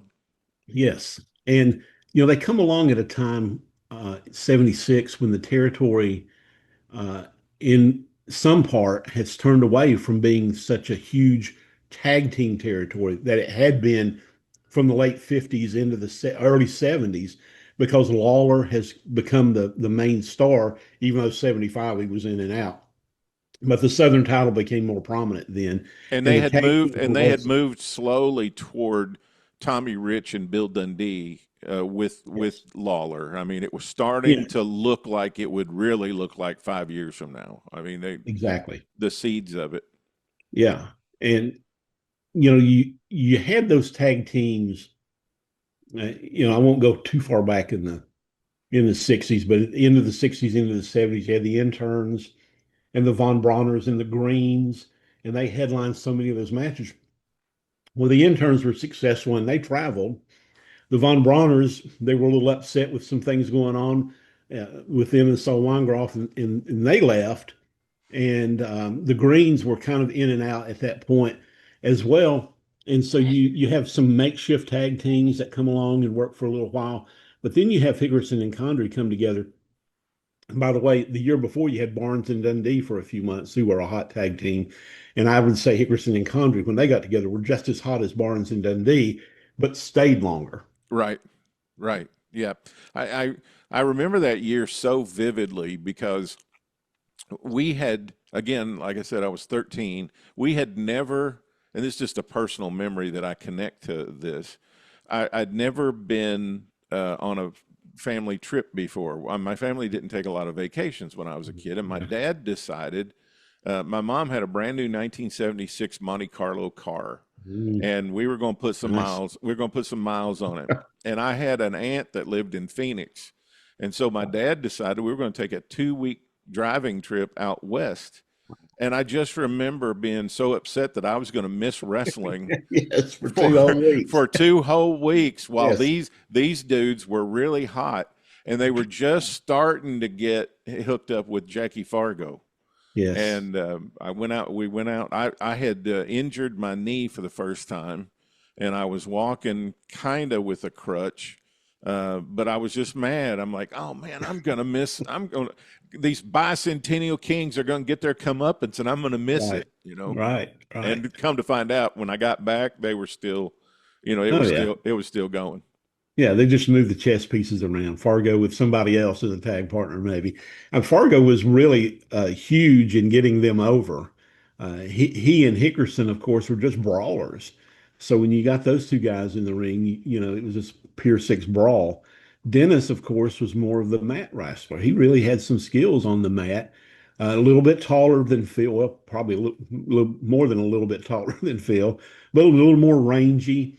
And one of the great things I remember about Dennis, even seeing him back then, but more so in the later 70s and into the early 80s, where those fans who saw him in the mid 80s in Mid South and in Crockett, some of those moves that he did then that were just, he would do in every match or nearly every match, he was doing back then, and they were new. Right. A power slam or some kind of move off the middle rope or top rope. This was new to the territory. He was an innovator in a lot of ways in the Goulas territory at that time. And I would say, there's a generation there of folks like people like Bob Orton Jr. and Dick Slater, that kind of generation, which Dennis is part of, who were also on innovating, being innovative in the ring in that way. And so we think of Hickerson and Condrey, think brawlers, and they were, but Dennis had some mat skills to go along with that mixed in with the team that made them interesting. Yeah, not just a pair of brawlers. I mean, think about this, and I've been thinking about this all week since Dennis passed, and I've been reflecting back on his career. But imagine being in the business for 3 years. You broke in. You were a boy from Florence, Alabama, and you watched Roy Welch and Nick Goulas promotion come to your town almost every week at the National Guard Armory, and you fell in love with it, just like we all did. Dennis was just like all of us. He was, wrestling came to his town, and that was the thing to do in Florence, Alabama that night, was to go to the Armory. And he went to the Armory, and he saw all of these people, including Jackie and Roughhouse Fargo. Oh, yeah. And now he's been in the business for 3 years. His brother-in-law has got him in the business, and he's teaming up with Phil Hickerson, who had already had some success. Yeah. And he's standing there getting calls in the ring from Phil Hickerson, Jackie Fargo, and Roughhouse Fargo. Can you imagine what he's thinking? I mean, he's like, man, I have made it. Not thinking or knowing what's about to come in the future. I mean, just being there for 3 years. Just 3 years, and he didn't miss a beat. I mean, if he hadn't been any good at it, would that tag team have lasted? We wouldn't have seen him again. I mean, we would have seen him in prelims, Yeah. He would have been under a mask again, maybe, But, he held his own early on. And like you said, 3 years into this. And he would have been Pat Hutchinson or something, Yeah. Wow. But he's incredibly intelligent, and he's listening and watching, and he's heard these things. Obviously, they're the heels, and Jackie and Roughhouse have been heels back in their early younger days, Right. so they know these things that could be done, and they probably called a few things that they had done before as heels on their babyface comebacks and stuff that people accepted because they were Jackie and Roughhouse Fargo. Right. You know, They knew that audience. Here's another thing that those of us who been around forever and okay boomer, that's what gets said to us, I guess, still is. I take it as a compliment. I'm like, thank you. Yeah, really. But they worked every night. Yeah. How valuable is that too? And it's not done today. The business is different today. I get that. You have to do things differently, and maybe it might be safer in some ways. But getting in that ring night after night with that type of talent, you hone your skill. And that's where you see when he's in Mid-South and when he's with Crockett, how smooth it is with Dennis and Bobby. And even really before then, when he was with Randy Rose and Norvell Austin, it was just, I don't know any other way to say, but they were just smooth in the ring. They were. And I watched an interview with Dennis here the other night, and he was talking about later on after he'd gotten out of the business, and he and Dick Murdoch started training guys in Colorado, and he said that the biggest thing was these guys had to do it every day. Like they had to come to practice, let's call it, and they needed to work. Like he said the biggest drawback was they didn't work in front of people. Like that.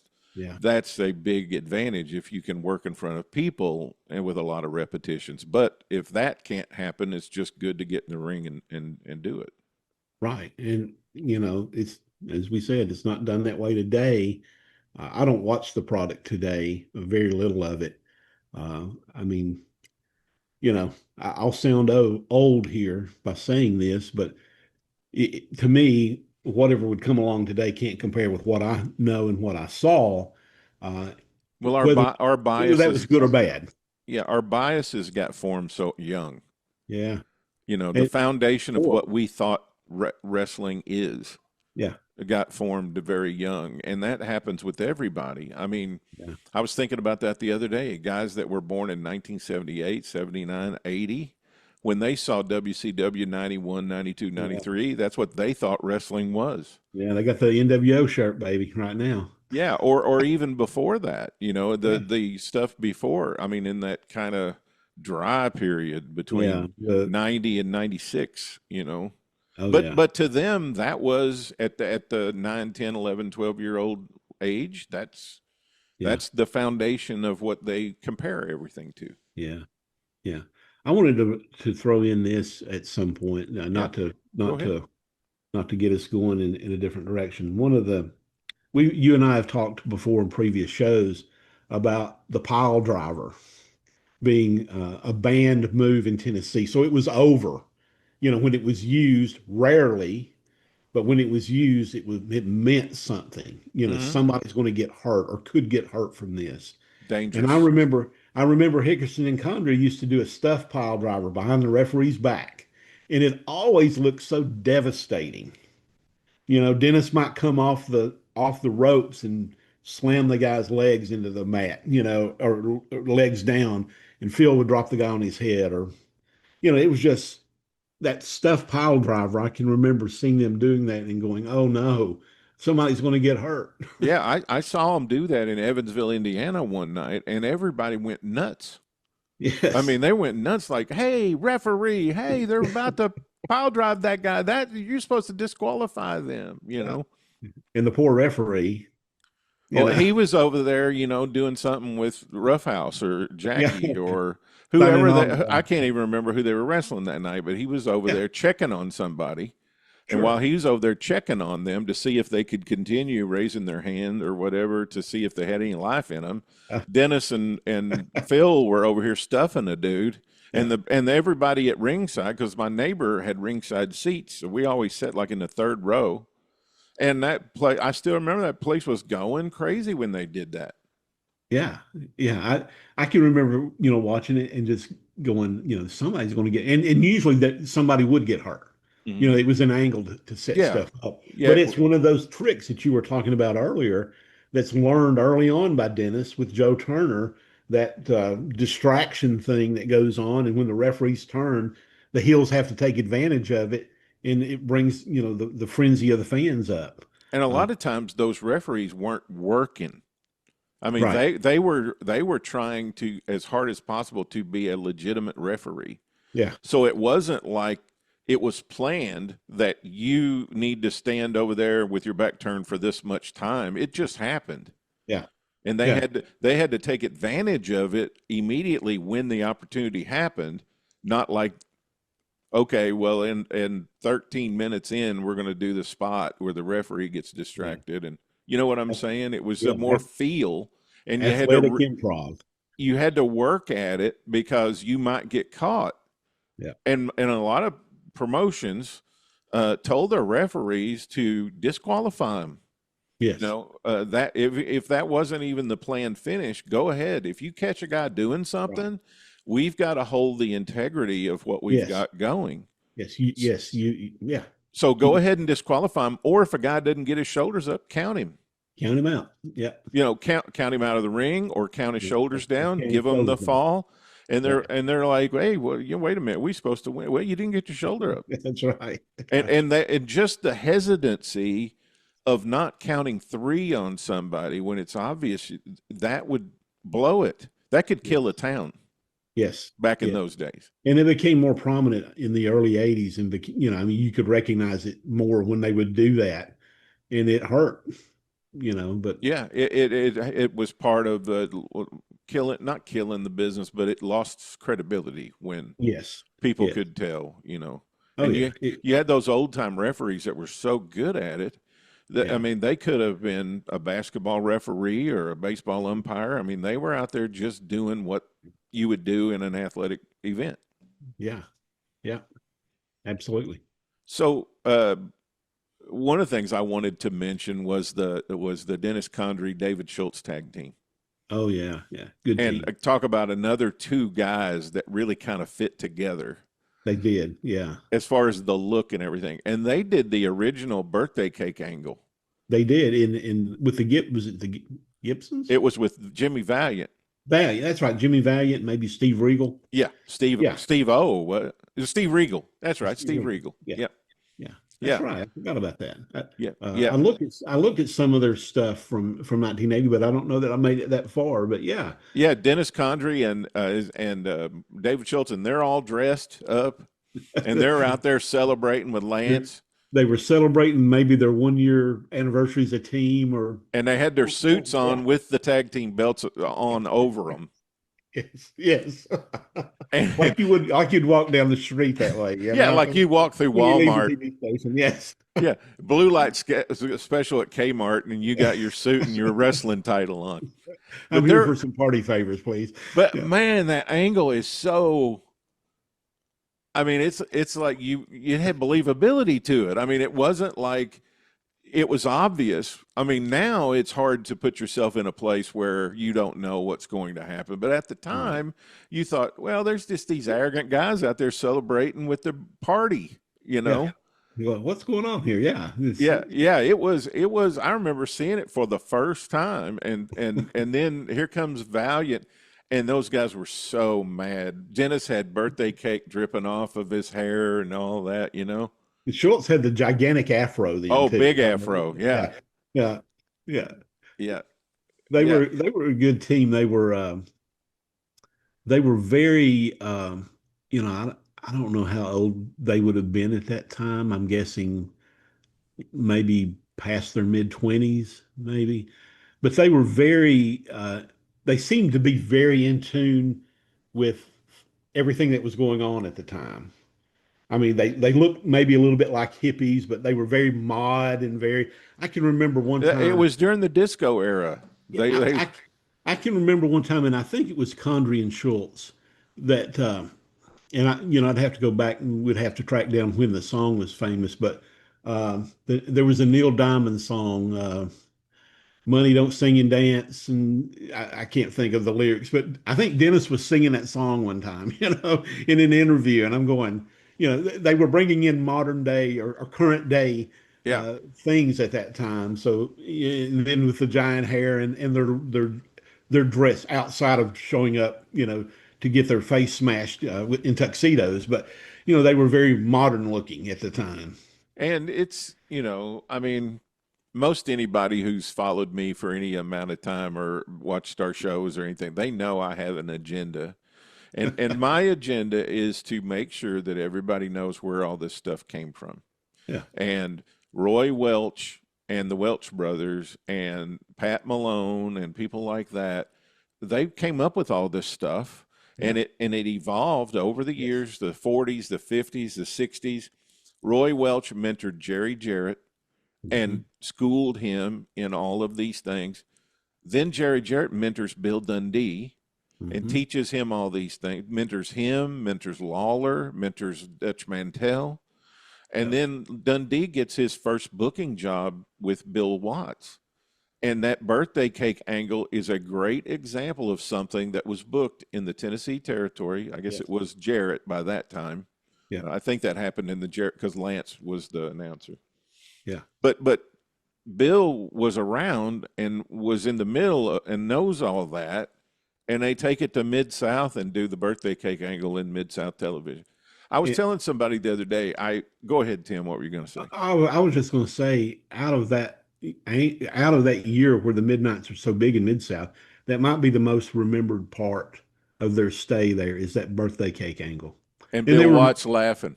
Yeah. Oh, yeah. That was the best part, wasn't it? Is Watts just laughing and, and that was literally the icing on the cake. Boyd Pierce is going up and down in his chair laughing, Yes. And, to your point, this type of thing had never really been seen there. It was kind of new to them. It was an interesting stew.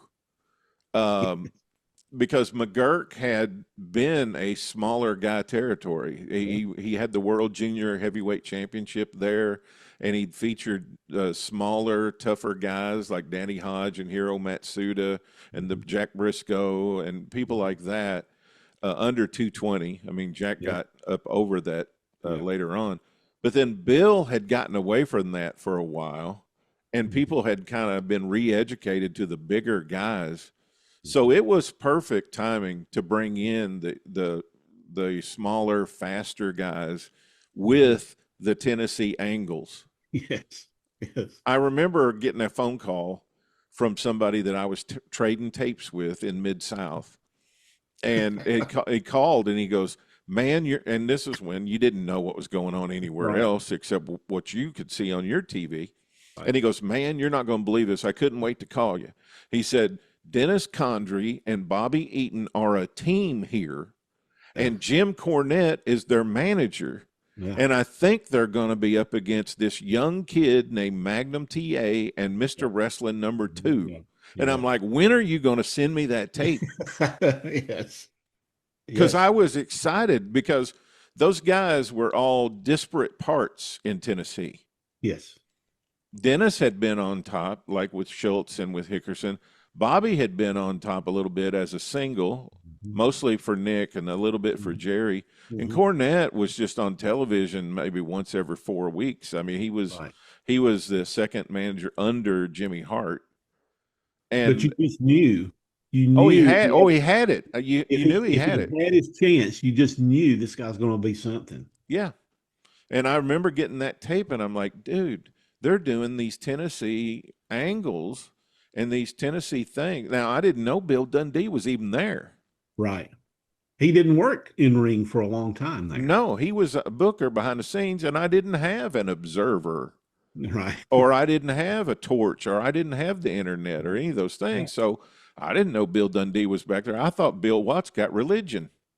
Yeah. and started booking Tennessee angles. Yeah. Because, it was known around everywhere else as Tennessee bullshit, Yeah.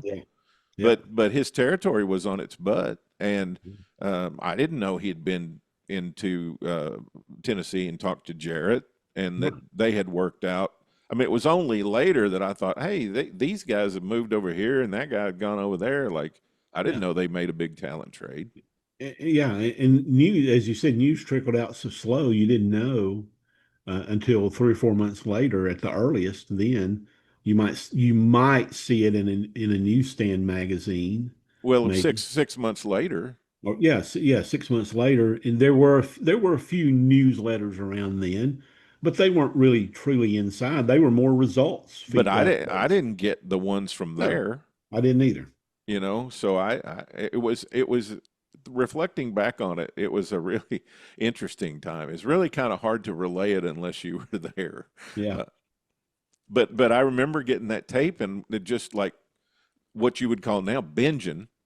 I just sat and yeah, binged on those 3 or 4 tapes he sent me, and I sent him what I had from here, or yeah. yeah, from here.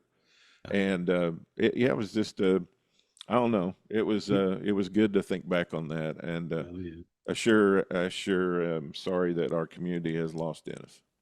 Yes, absolutely. He was super talented, so many ways. And I met him briefly one time at a convention in Nashville. Actually, Mark James Hmm. from Memphis Wrestling History was there, and Cornette and Bobby were all there. Got my picture made with the Midnight Express, and Awesome. somebody looked at it and said, "Man, Stan Lane's really let himself go." And and I'm like, "Yeah, he has." But talked with him a little bit then about Chattanooga, and of course, he had the throat cancer, and um, hard for him to communicate then. But he was a super nice guy, and as was Bobby. And I know there are people out there who they prefer the second iteration of Lane and Eaton. Yeah, I think because Stan Lane and Steve Kern had been here as the fantastic one, or the, Babs. the fabulous ones. I'm getting Yeah, my teams mixed up. The fabulous ones, and they were always Stan Lane was always a babyface. He'd never been a heel, and so seeing him in the Midnight Express, I had a hard time buying into it as much yeah, because Dennis had always pretty much been a heel here. yeah. And so Oh yeah, it wasn't, and seeing them go together to Mid South made sense to me. But then when Dennis left, and then all of a sudden Lane shows up on TBS and they're together, they were a great team. Don't get me wrong. right. I just think if you're from Tennessee territory and you had seen Stan Lane so much with Hmm. Steve Kern, it was a little harder to buy into a heel. Yeah, I hadn't really thought about it that way, but I think that's a good reason for explanation for it. You know, we talk about the Midnight Express, and Dennis is also an innovator in this way. Um, I guess you always had you had the way tag teams were in the 60s and 70s, you had mass tag teams. Those were your guys who worked together. You never really had a unit unless they had a mask, you know. And then we see the Freebirds do their thing in Georgia, but you see the Midnight Express really take it to the different level in southeastern, or Yeah. yeah, it's still southeastern at that point, particularly with Norvell and Dennis and Randy Rose. And so it's innovative in that way, where they took that three-man team and really used it to its advantage, and took it to Memphis as well, and worked there as well. But that Midnight Express name had been around for a while, and um, part of that three-man team was a good little heat getter. Uh, And if for you and fans. if to our listeners and watchers, if you haven't gone to YouTube, go find 1982 Midnight Express in Memphis and Yeah. find the Midnight Express versus Ricky Morton and Eddie Gilbert. Oh yeah. And they're young, fresh-faced guys. And Randy Rose and Dennis Condrey just beat the living stuffing out of them on television in the match. Yeah. Tommy Gilbert comes running out on the set. They're not even trying to pin him. They're not even trying to Yeah. pin him. And Lance goes, "Oh, I know, Tommy. We can get Eddie out here and to stop this. I don't know why uh, Norvell. Calhoun. Calhoun's not DQing them. They're not even trying to pin the young man. And then Norvell's running around the ring with a whistle. He's Yes. he's Yes. blowing a whistle, and then they get their confrontation at the desk. Tommy Gilbert and Norvell get face to face, and Yeah. and Dennis and Randy come out, and then it's Dennis, Randy, and Norvell and Tommy Gilbert, and it's a heat explosion. Yeah, that's another one. I never made it that far in our time leading up to this. To look now, I'm going to have to go back and watch it. Oh my gosh! Yeah, I remember seeing that live. Well, I didn't see it live. I saw it on Evansville. But yeah, I remember being so mad at those guys because I felt so much empathy, and that's what a babyface is supposed to do. Yes. And that's old time Tennessee babyface. You get the stuffing beat out of you, and Ricky Morton became a super expert at that. Yes. And Eddie Gilbert was just getting pummeled in there. Yeah. And Lance is on there screaming, "Oh, for God's sakes, pin the boy, pin him, And you get Tommy, the dad. So it's personal. It becomes really personal when the dad's out there going, "You got to stop this. That's my baby boy in there." And he say, "I'm not biased. I know I'm the kid's daddy, but this ain't right. I know I'm partial, but these guys they should be disqualified. And there was somebody watching that who was like, "Oh, that stuff's fake." But that's going on, and you make that connection with Tommy and Eddie being father-son, and then they're zoomed into this. What's going to happen? Somebody's got to stop this. Yeah, why don't somebody come help them? Why? Where's the other? Where's the good guys? Why aren't they running in the ring to help them? And like you said, meanwhile, Norvell is just as annoying as he could be with blowing that whistle. Oh my gosh! I can remember just wanting to go, and I'm a huge Norvell Austin fan. I love Norvell Austin, but man, I wanted to shove that whistle down his throat because it was so constant. Yeah, and who did he get that from? Was that J.C. Dykes that had the whistle? Oh, maybe J.C. Dykes or Saul Weingroff maybe did it at one time. Or Ken Ramey or one of those guys had a whistle. Yeah. Might have been J.C., but I want to say it might have been J.C. and he was supposedly sending messages. Yeah. Through the whistle to his team on what to do next. But it'll drive you crazy. It will. You don't have any trouble suspending your disbelief when you watch it, I promise. And you're right. You're right about connecting with Tommy and being the dad, and you start thinking in your mind, like I said, you start thinking, well, are all the big baby faces scared of him?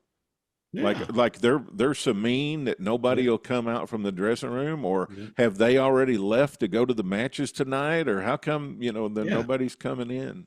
Yeah, and nobody does.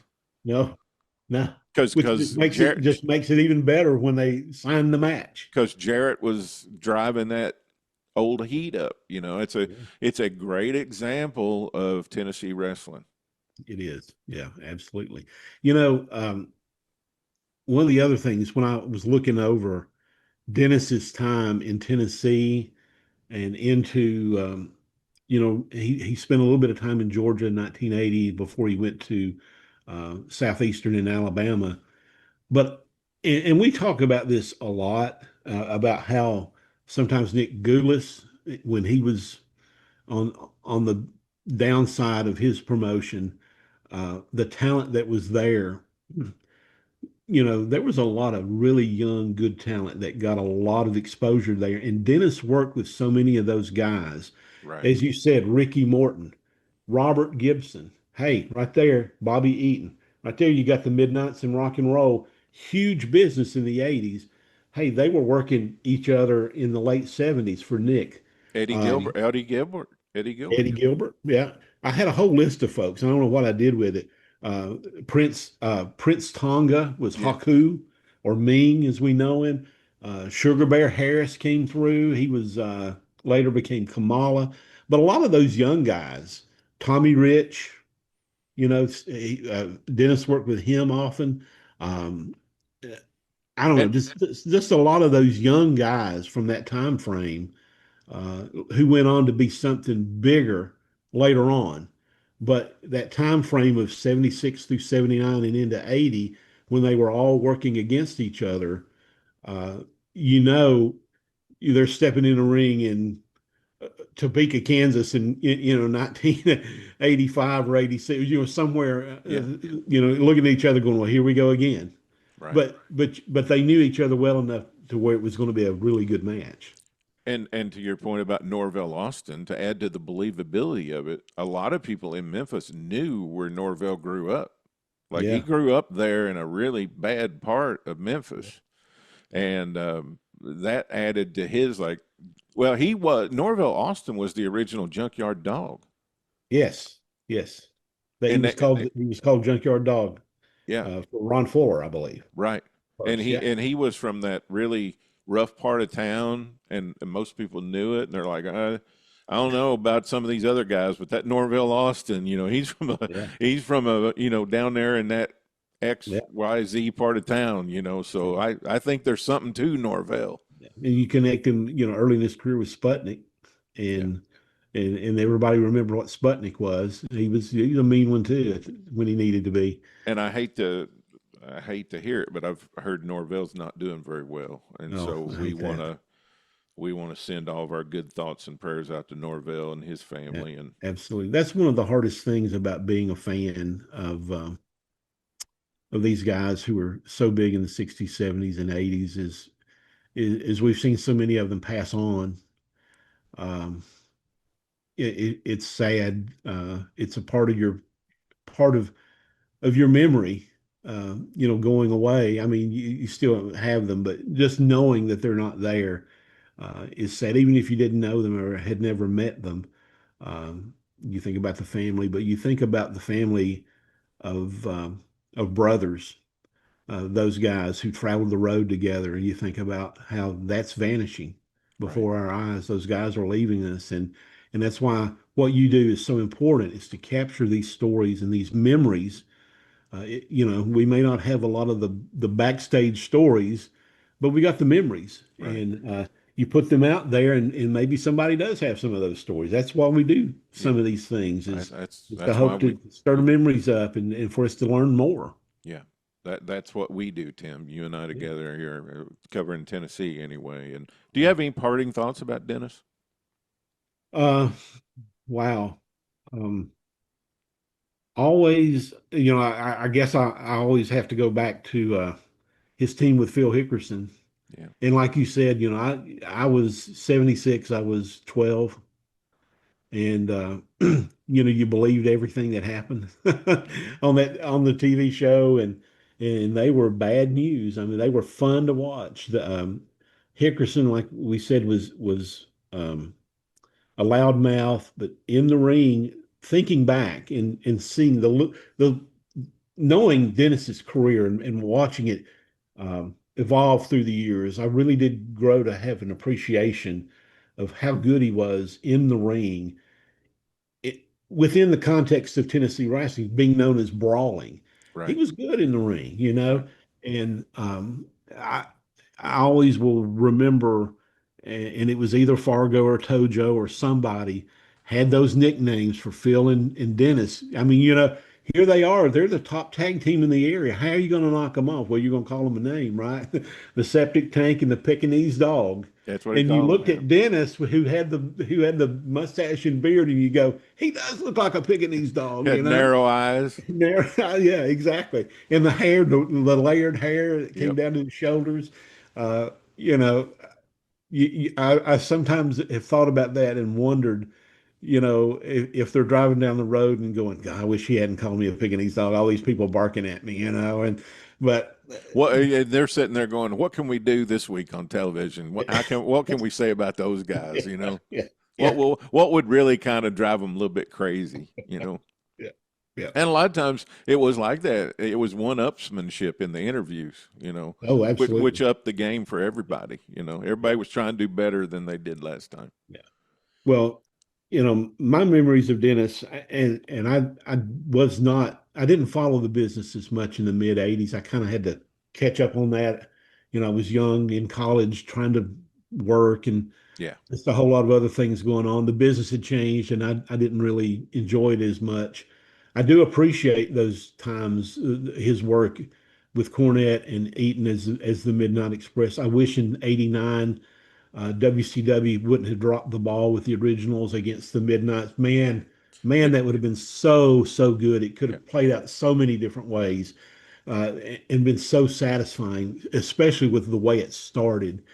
But most of my memories of Dennis will probably always be that 76 to 80 time frame. Him and Hickerson, uh, just top of the tag team, uh, uh, top of the stack of tag teams in the area. Uh, we didn't even talk about they spent about 9 or 10 months in Knoxville working for Ron Fuller in '78. This is a lot of those guys they ended up working with in Continental and Southeastern, particularly Southeastern. Robert Fuller, Jimmy Golden, those guys, Ron Fuller, they had a great run there. To me, they never needed a manager, even though they had two or three. But when you paired them with Ron Wright, that was gold. That was absolute gold. And, they had that run there. And then I think of his team, as you said, with David Schultz. I thought they were a great tag team. I do remember when they worked for Nick, they had a brief program, Dennis and David, with Ricky and Robert Gibson. And this is on the Eastern end. This is on Nick's end. And I can remember being excited about that because they had some good heat between them. Well, they turned it around a few months later and worked that for Jerry Jarrett, and it was great too. And their time in Memphis, those early few months of 1980, they're very, very good, very entertaining, as you said, the cake angle, and then even in between working for Nick and working in for Jarrett, they spent a little bit of time after Fuller had sold the Knoxville promotion. They worked a few months there in that kind of in between time as things were kind of unsettled or trying to get settled in there. Phil got hurt, I think. Yes, I think Phil got injured. That's how Dennis ended up being a single. Yeah, and there's some early tapes in '79 of him with Don Carson. In there for a while. He seemed to flounder. What another great guy to learn from. Oh, yeah. Yeah, absolutely. And I think they were tag champs for maybe a month or so. And then you get Robert Ford coming in and booking and some shuffling happened. And then Dennis went to work for Nick for a big part of that year and held the Mid-America title, got a world title match against Harley Race in Chattanooga. And as fans, as we look back now, and and you and I are going to be talking about this in our shows. It's going to be building and boiling up to the Jarrett Gula split. Yes, Dennis was one of those guys that didn't even pay any attention to that. He didn't even know years later that he thought it was a work. Yeah, he thought Jarrett and Nick was working everybody so they could move the talent back and forth. Yeah, he didn't. Make as big a deal about it as we all have in history context. And in some ways, that really is what ended up happening. A lot of those guys would bounce back and forth, including Dennis. It is, yeah. It really was just another extension of what had been the original territory, and guys were going back and forth. They kept doing that, just working for two different companies instead of one.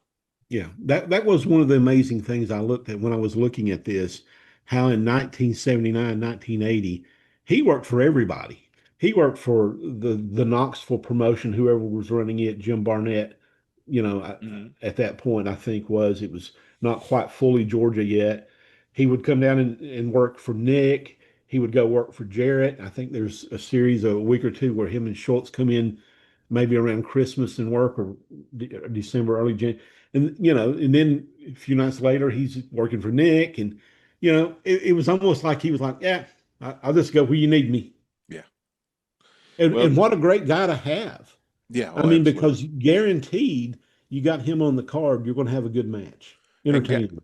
And guys, just one more time before we go, let me emphasize to you that when we were watching these things, we had a lot of other things to do as kids.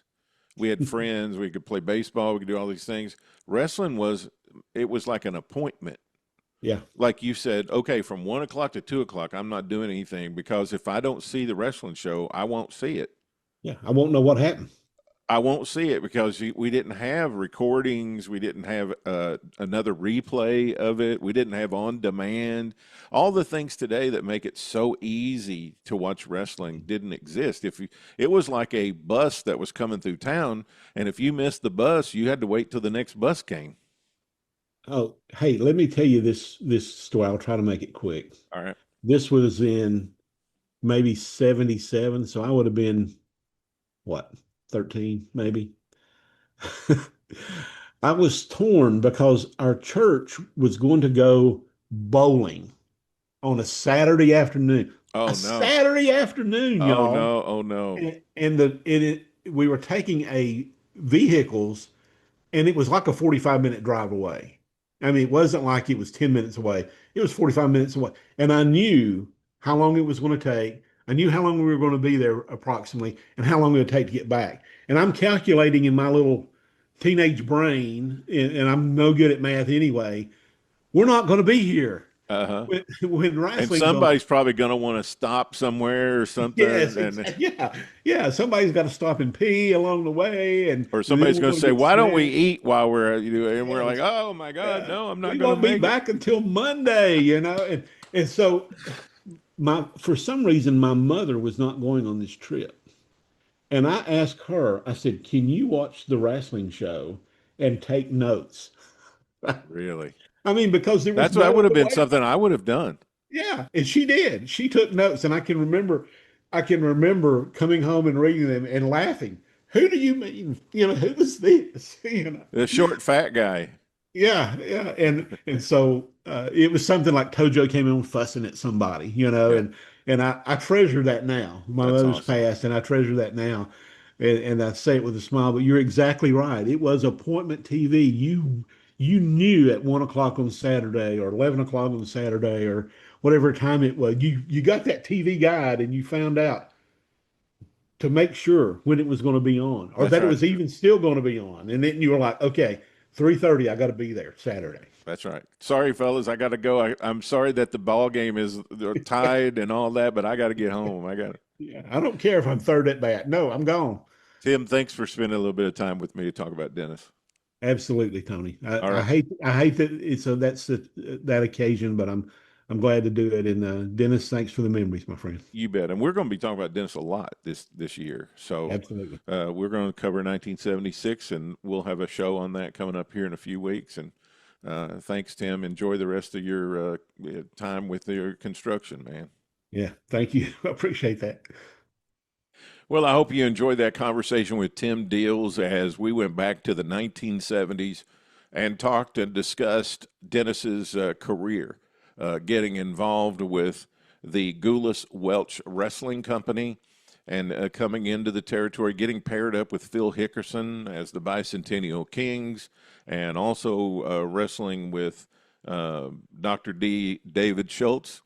And I just I hope that we are providing a really good little retrospective here today about the life and career of Dennis Condrey. And as you can tell already from the three guests I've had so far, he really affected and touched the lives of the people that he was around and made such a great contribution to the canon of the history of professional wrestling. And that's what we're kind of talking about today.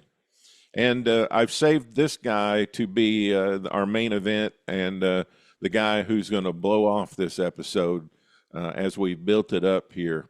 The guy who owned the southeastern wrestling territory that Dennis came to work in 1978, he and Phil Hickerson, and then down in the Pensacola territory, the old Gulf Coast territory that he bought and ran and had Dennis and Randy Rose first team up there together, and then the explosive buildup and angle with Norvell Austin to create the original three-man Midnight Express team. And so Ron Fuller just has an amazing history in the wrestling business, and I wanted he wanted to come on today and talk about Dennis Condrey, and he's got so many great things to say about Dennis as an employee and as a performer and as a man. And so I'm happy to welcome in once again here to the Pro Wrestling Time Tunnel History Show for a conversation about Dennis Condrey, my friend Ron Fuller. Hey, everybody. Welcome back to the Pro Wrestling Time Tunnel. I'm Tony Richards, and I'm excited that Ron Fuller has set aside a little time to talk to me about the late, great Dennis Condrey. Ron, thanks for making some time for me today. Oh, man, it's my pleasure always. I learn a whole lot when I get on here with you, man. Well, you and I talked the next day after Dennis passed away. I was writing an article about Dennis in tribute to him, and I had some questions for you. And then I got to thinking later on, I'm like, we should just have a show and talk a little about it because you were so instrumental in Dennis' pathway to where he would eventually go. So what are your immediate memories of Dennis? Well, Dennis was a great guy just to get things rolling. What a super guy! I never had a bad incident of any kind with Dennis as long as he worked for me, and we go way back into about 1975. He started coming in, and I went in 1974. I left Florida. I started my own southeastern company in Knoxville, and he came in somewhere in late 1975. Yeah. That Just year you were the Southern champion. You yeah, were working back and forth between the Memphis Inn and your own Knoxville.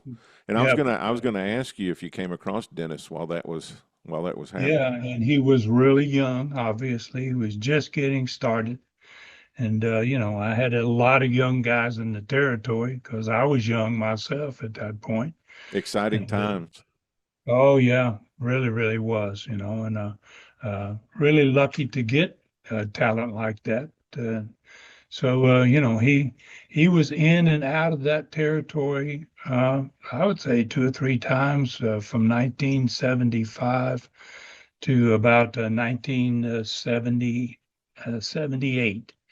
And Well, they had put him and Phil Hickerson together, I think in '76, and then they kind of worked all around and needed to go, someplace else, and that you were right next door, so they came And what over. had happened is I had gone to Pensacola and bought the old Gulf Coast territory. My dad started down there from the Fields brothers, and so I was going back and forth doing TV. We did our TV out of Knoxville, and we brought in extra talent. And at that point, we brought in Phil and Dennis, and we had Ron Wright. We put Ron Wright managing them. So wow, That they was had heat automatic right away. combustion right there, man. There you go. They had heat right away. So and we were kind of thinking about taking them down south to Pensacola, and they pretty much wanted to stay up there in the north, in that Tennessee area. So we left them there, and obviously it gave Ron Wright a good team to be kind of involved with, and so that's Who'd they where. work with then with Ron as their man? Who'd you put them with in Oh, Knoxville? geez, man, it didn't make any difference, right? I mean, Yeah, they were such a great team, and I was only there I was there. We opened that territory down there in Pensacola in March, on my birthday, March the 3rd, 1978. And so I went back down there. I spent all night, the rest of 1978 down south in that territory. Me and Bob Armstrong trying to get that territory kicked off, and it was dead. So we had a real problem with it. But and then Dennis, they carried the load, man. In Knoxville, they were the team. And with Ron Wright, gosh, they got all kinds of heat, and they had a great year. Had a great summer that year. one of And wrestling underrated as a talker, but one of wrestling's greatest talkers, Ron Wright. I mean, Yeah. Oh yeah. I Right. mean, I mean, Dennis and Phil were already real assertive and arrogant, come across as arrogant, loudmouth. I've told people before, if you walked into a honky tonk in the South on a Saturday night and there was a gravel parking lot and a bunch of jacked up pickups and a pool table and maybe a jukebox in there, immediately the guys that you would hear would be guys that sounded like Phil and Dennis, yeah. in Yeah. there. I mean, Yeah. they're the epitome of Southern redneck, Oh boy. loud, And when you add Ron Wright to that Oh, equation, man, I mean, that just jacks it up, man, even more so. So I never had to worry about how business was there in 1978 because, wow, we had a great guy. If you had a tag team like that, you're well on your way. And so business was really great through 78 there.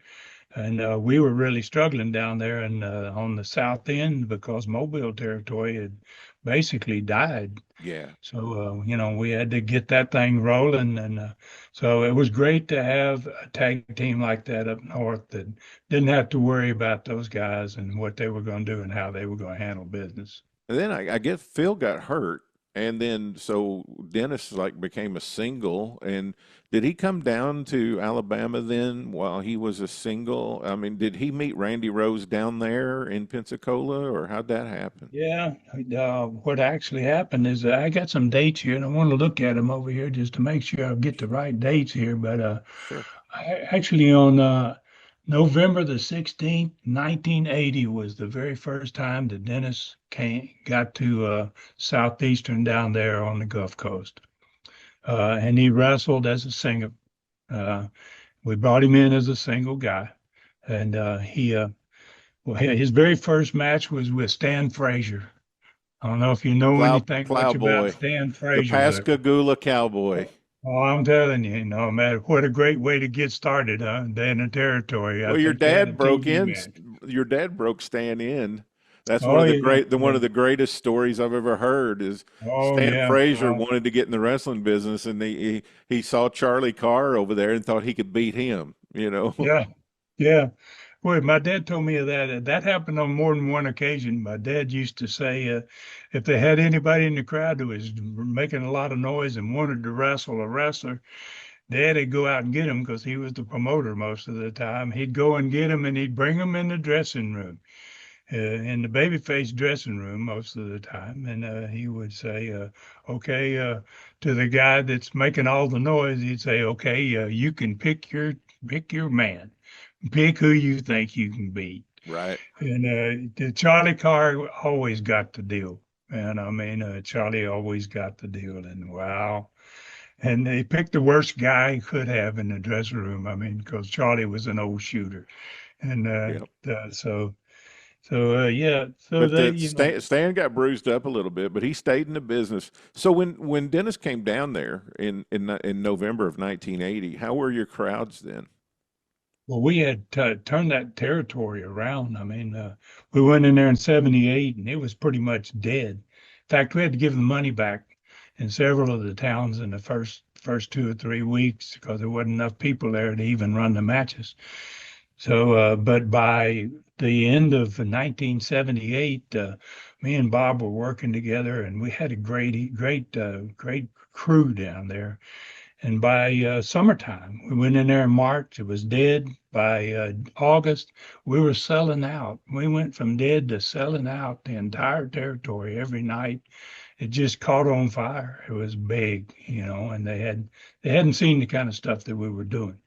So we really got that thing kicked off good. So when Dennis came, territory was already in good shape. And he came in there. And then Randy, where'd you get Randy then? Randy was already there. Randy had been there quite a while. He had been there a whole lot of 1979. He was in there, and he was also always a single by himself. And so when Dennis came in, Dennis had worked that first night with the big boy out of Mississippi, and then they came to me and they talked. Randy said, Ron, I'd like to be a team. I'd like to have a team and a partner. And he says, I know Dennis has had a lot of partners, and he's a good tag match guy. And so he said, would you give us a shot? Give us a shot at seeing and see if we can get it done. Yeah. And so I said, yeah. I said, yeah, I'll give you a shot, because we had a lot of different tag teams through there in the first couple of years. And so that's the thing. That's the thing that you want to hear as a promoter is one of your guys has got an idea that could potentially help everybody, help you grow your business, help them get over. I mean, this guy's thinking, right? So, I mean, you want to hear that. You want to hear your I always guys. loved that. Yeah. I mean, I always loved that. And I always encouraged guys when I had new talent that didn't know how we did business. I said, listen, you got ideas, man. You got something you want to try. I mean, come to me, talk to me about it. If I like it, we'll do it, And so Randy was like, Ron, I think, Dennis, he's had a lot of great partners, and he knew what had happened in '78 up there in Knoxville. And he said, would you give us a shot? So let me give my other date here. I mean, on December the 7th, 1980. Now on November the 16th, he wrestled his first match as single there with Frazier. And then on December the 7th, 1980, they had their first tag match together, Condrey and Rose. And it was against Brad Armstrong.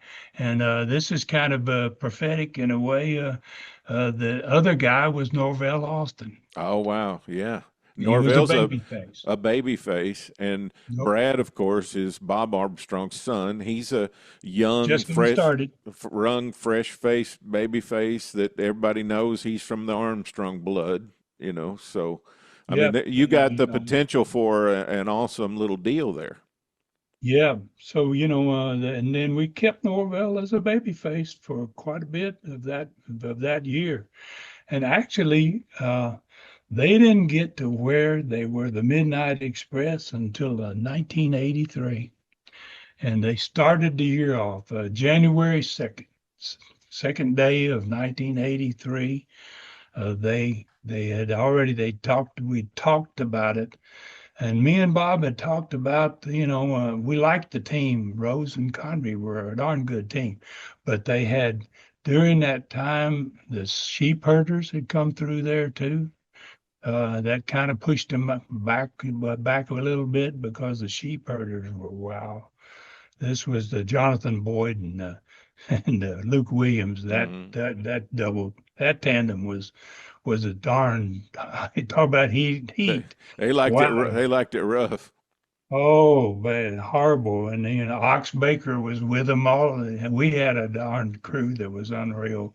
And they were on the bottom. They were doing that thing as a tag team still, and they did the right thing. They came and talked to me and Bob, and they said, we don't think this is a good time for us, and we see what's going on, and you got a heck of a heel team, and they're doing good, and maybe we can come back and do this again sometime. Now, I don't know if you remember or not. You probably do, but I had read somewhere or heard Dennis say that when they were working in Pensacola, that he and Randy Rose both had Corvettes. Is that right? How long did they work for you before they ended up driving Corvettes? It wasn't long, actually. I mean, we had a Corvette tournament. We had a Corvette tournament pretty quick when we first opened the territory. Birmingham, we opened to Birmingham in 1980. And I'd say within a month, we had this first Corvette tournament. And those guys had been in the territory a little bit. They were getting over. And and they were making money. And they came to me and said, "What are you going to do with that Corvette?" And I said, "Well, what's your idea? What do you think?" Right? So I'll let guys mostly come up with their own plan. And if I liked it, I jumped on it. If I didn't, I'd kind of have another idea. Yeah. There you go. So anyway, I liked it as an idea, and Dennis wanted it. He'd never had a Corvette. And boy, he won that tournament, and wow, he was big dog, man, in Pensacola. I mean, he said that it was probably the most fun, as far as just fun. It was probably the most fun he had in his career. That he and Randy Rose, the longest trip pretty much was Mobile. And they'd wrestle in Mobile, they'd get in that Corvette or those Corvettes or whatever, and they'd race back to Pensacola to the bars that night. And he said, we're on the Midnight Express. We got to get back to Pensacola by midnight. And those guys were really good at that partying, man, because Flair would come in. When Flair would come in, Flair thought he was a partier. And sometimes they would leave him in the dust. I They was going tell to me say he about the stepped into story. Flair had the big car carried out, right? So, he stepped in with the professionals when he got those guys. yeah, those guys were really into it. So You and Bob, did you guys come up with the turn then on Norvell? yeah. Once they left, they both left the territory for a bit there when the sheep herders were in there. And then when they came back, before they came back, me and Bob, we rode together all the time. We were best of friends and only lived a mile apart. And so we got to talking about, well, we can bring them back in here, but, we need a little something else. We're missing something, maybe we can add a little something to make this thing even better. And so that's where one of the nights going up and down the road, we were doing that every night. We got to talking about it, and we said, what about a three-man team? And I don't know, we never to let a lot of people know what we were doing in our territory, especially after that 1978 episode I'd had, and Right. I lost control of Knoxville. Well, you got a lot of that from your grandfather too. That was kind of He was his always hiding philosophy. things. He didn't want to be. And my dad used to tell me all the time, especially once I started drawing, he said, man, he said, don't shine too bright a light, son. That's right. So, Well, somebody they'll asked be me the coming other after day. you. Somebody asked me the other day. They said, "Why didn't the Gulas Welch? Why didn't they get a lot of magazine coverage?" I said, "Well, first of all, they didn't think they needed it because being in the magazine didn't help them sell tickets in Tennessee. And second of all, Roy didn't want anybody to know too much about what was going on. He just Yeah. liked keeping it in the family, Same. My dad did the same thing. When he went to Phoenix, when he went to Atlanta, I mean, whatever territory he went in, he's kind of like, whoa, whoa, whoa, let's keep this. I know we're selling out, but nobody needs to know about it. So I know Roy used to say things like, "Well, nobody in Los Angeles is going to buy a ticket. Like it don't yeah, matter. Like I don't need to, And they had their television and they had their programs in the arenas. That's all they cared about. that's it. That's it.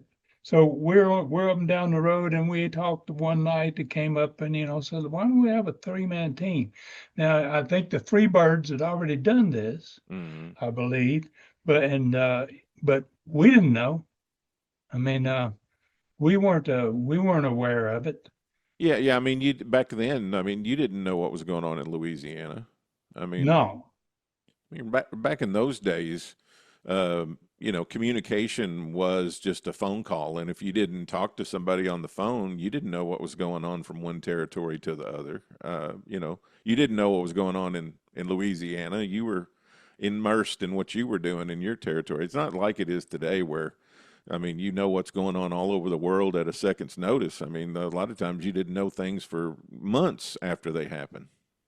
So, that's exactly how things were. And, so we talked about, letting them incorporate, I said, let's put Norvell, who was always a good heel too.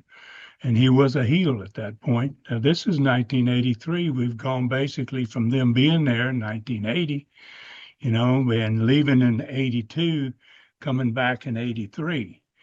And so Norvell goes in with them, and then we brought those guys in and talked to them about it.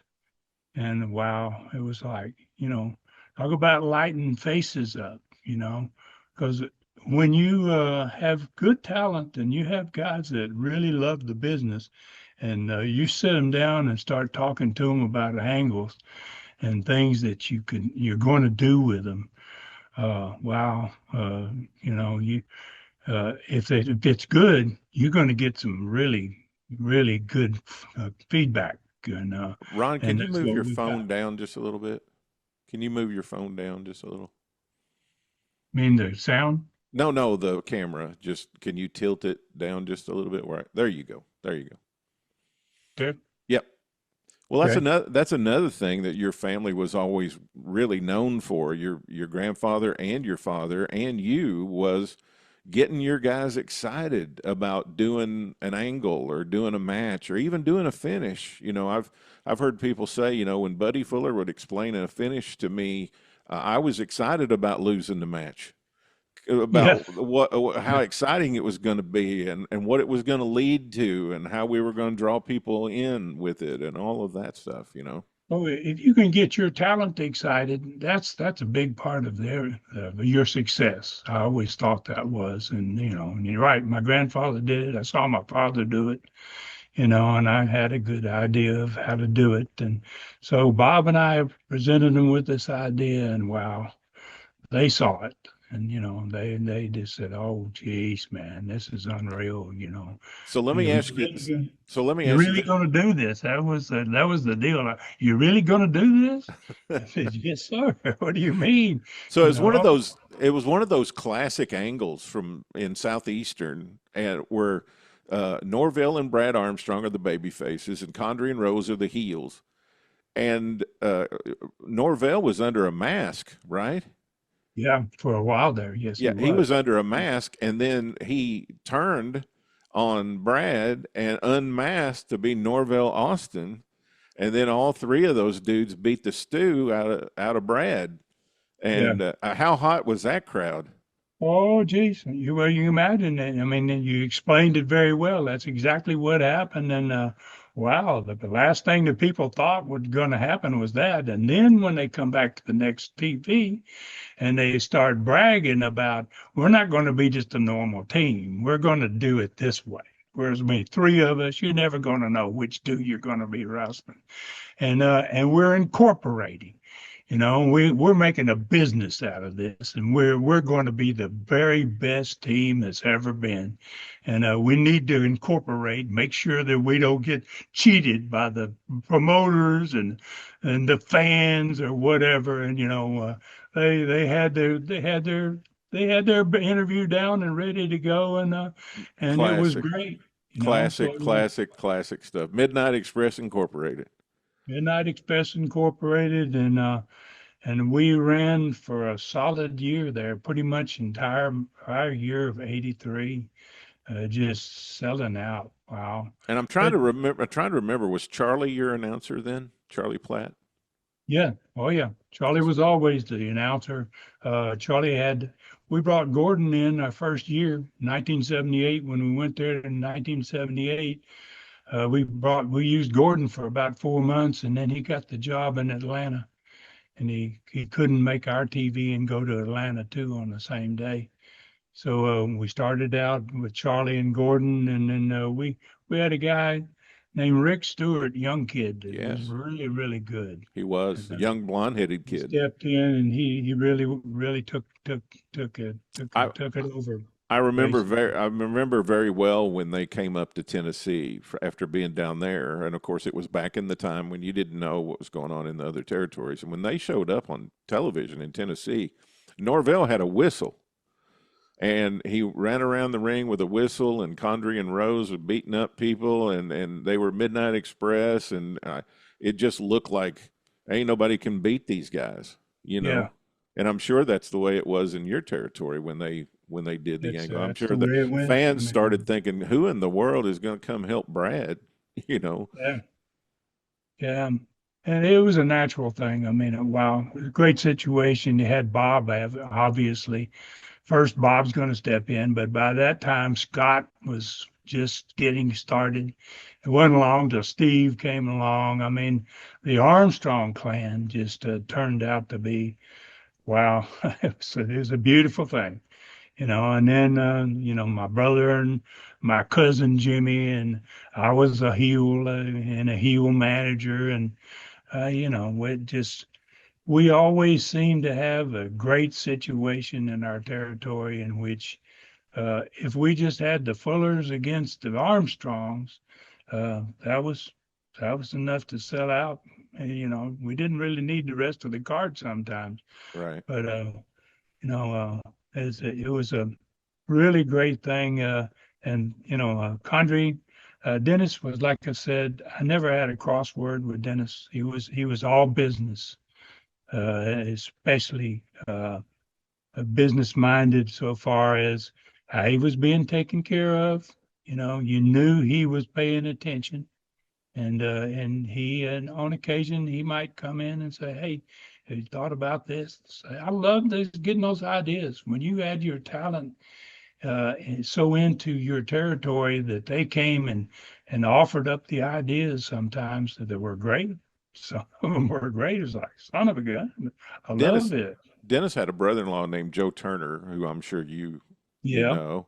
And so Joe was working up in the Carolinas, and Dennis went over there to get in the business and went to Gene Anderson's school in the Carolinas, and then started working a little bit with Joe around. Do you have any memories of Joe Turner and Bill Bowman? Very little. I never. I They don't work. think I They ever worked a had. lot for Joe Turner your. might have worked Knoxville a couple of times for me, but I really didn't have a relationship with him. I didn't know him very They well. worked a lot for your family. Bill Golden. They worked a lot for him up in Central Alabama, quite a Right. bit. Right. What about? Let me ask you about Norvell, Austin. What's your favorite? I've heard recently that Norvell's not doing very well, and we want to Yeah. send our thoughts and prayers Sorry to out hear to that. Yeah. Norvell and his family. Wasn't he the original junkyard dog, Norvell? Oh yeah. Darn right. Long time before Sylvester Ritter became junkyard dog. In fact, Sylvester Ritter came through the territory in Knoxville. It was about, probably 1976, maybe. And on his way in fact, um, I called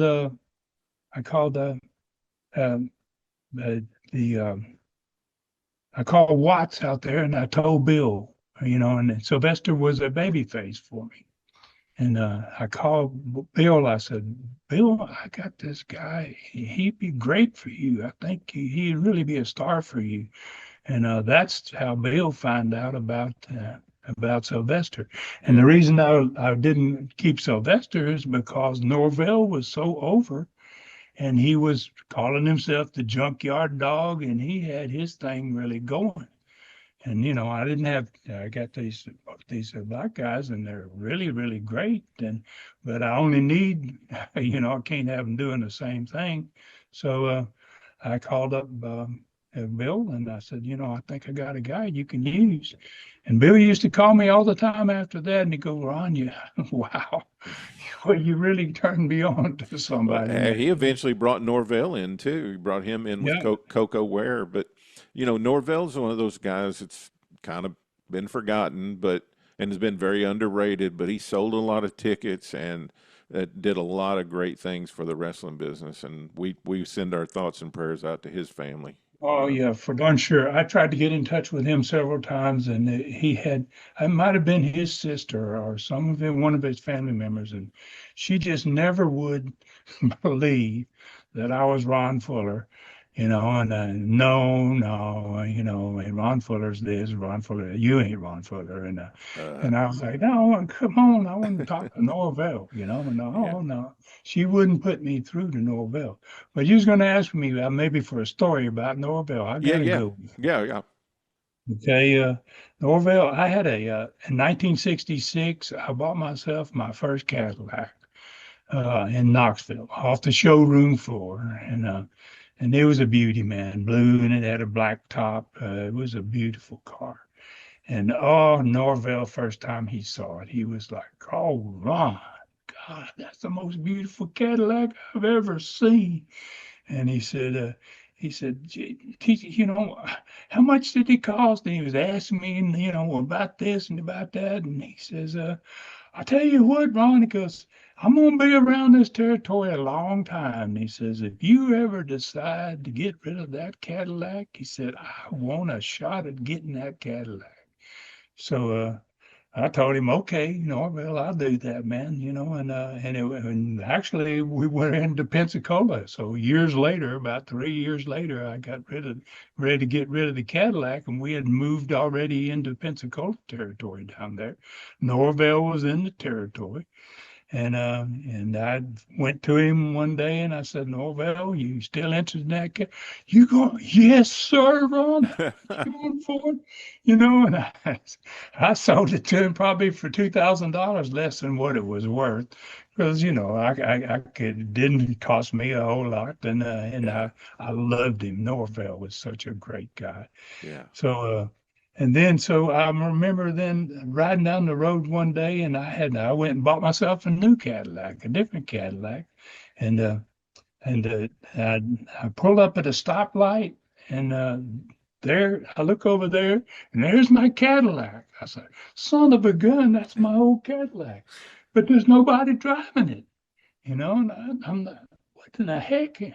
How can this happen, right? And so the light turned green, and the Cadillac just sat there, right? There was nobody behind me either, and I honked the horn, and all of a sudden I see him come raising up. The seat comes up, and I couldn't see his head or any sign of him, right? I don't know how he was driving it. He had the seat He laid looked back. over there at me, and he went, "Oh, I know, Ron," and He was boom, cruising, boom. man. He had the seat laid back.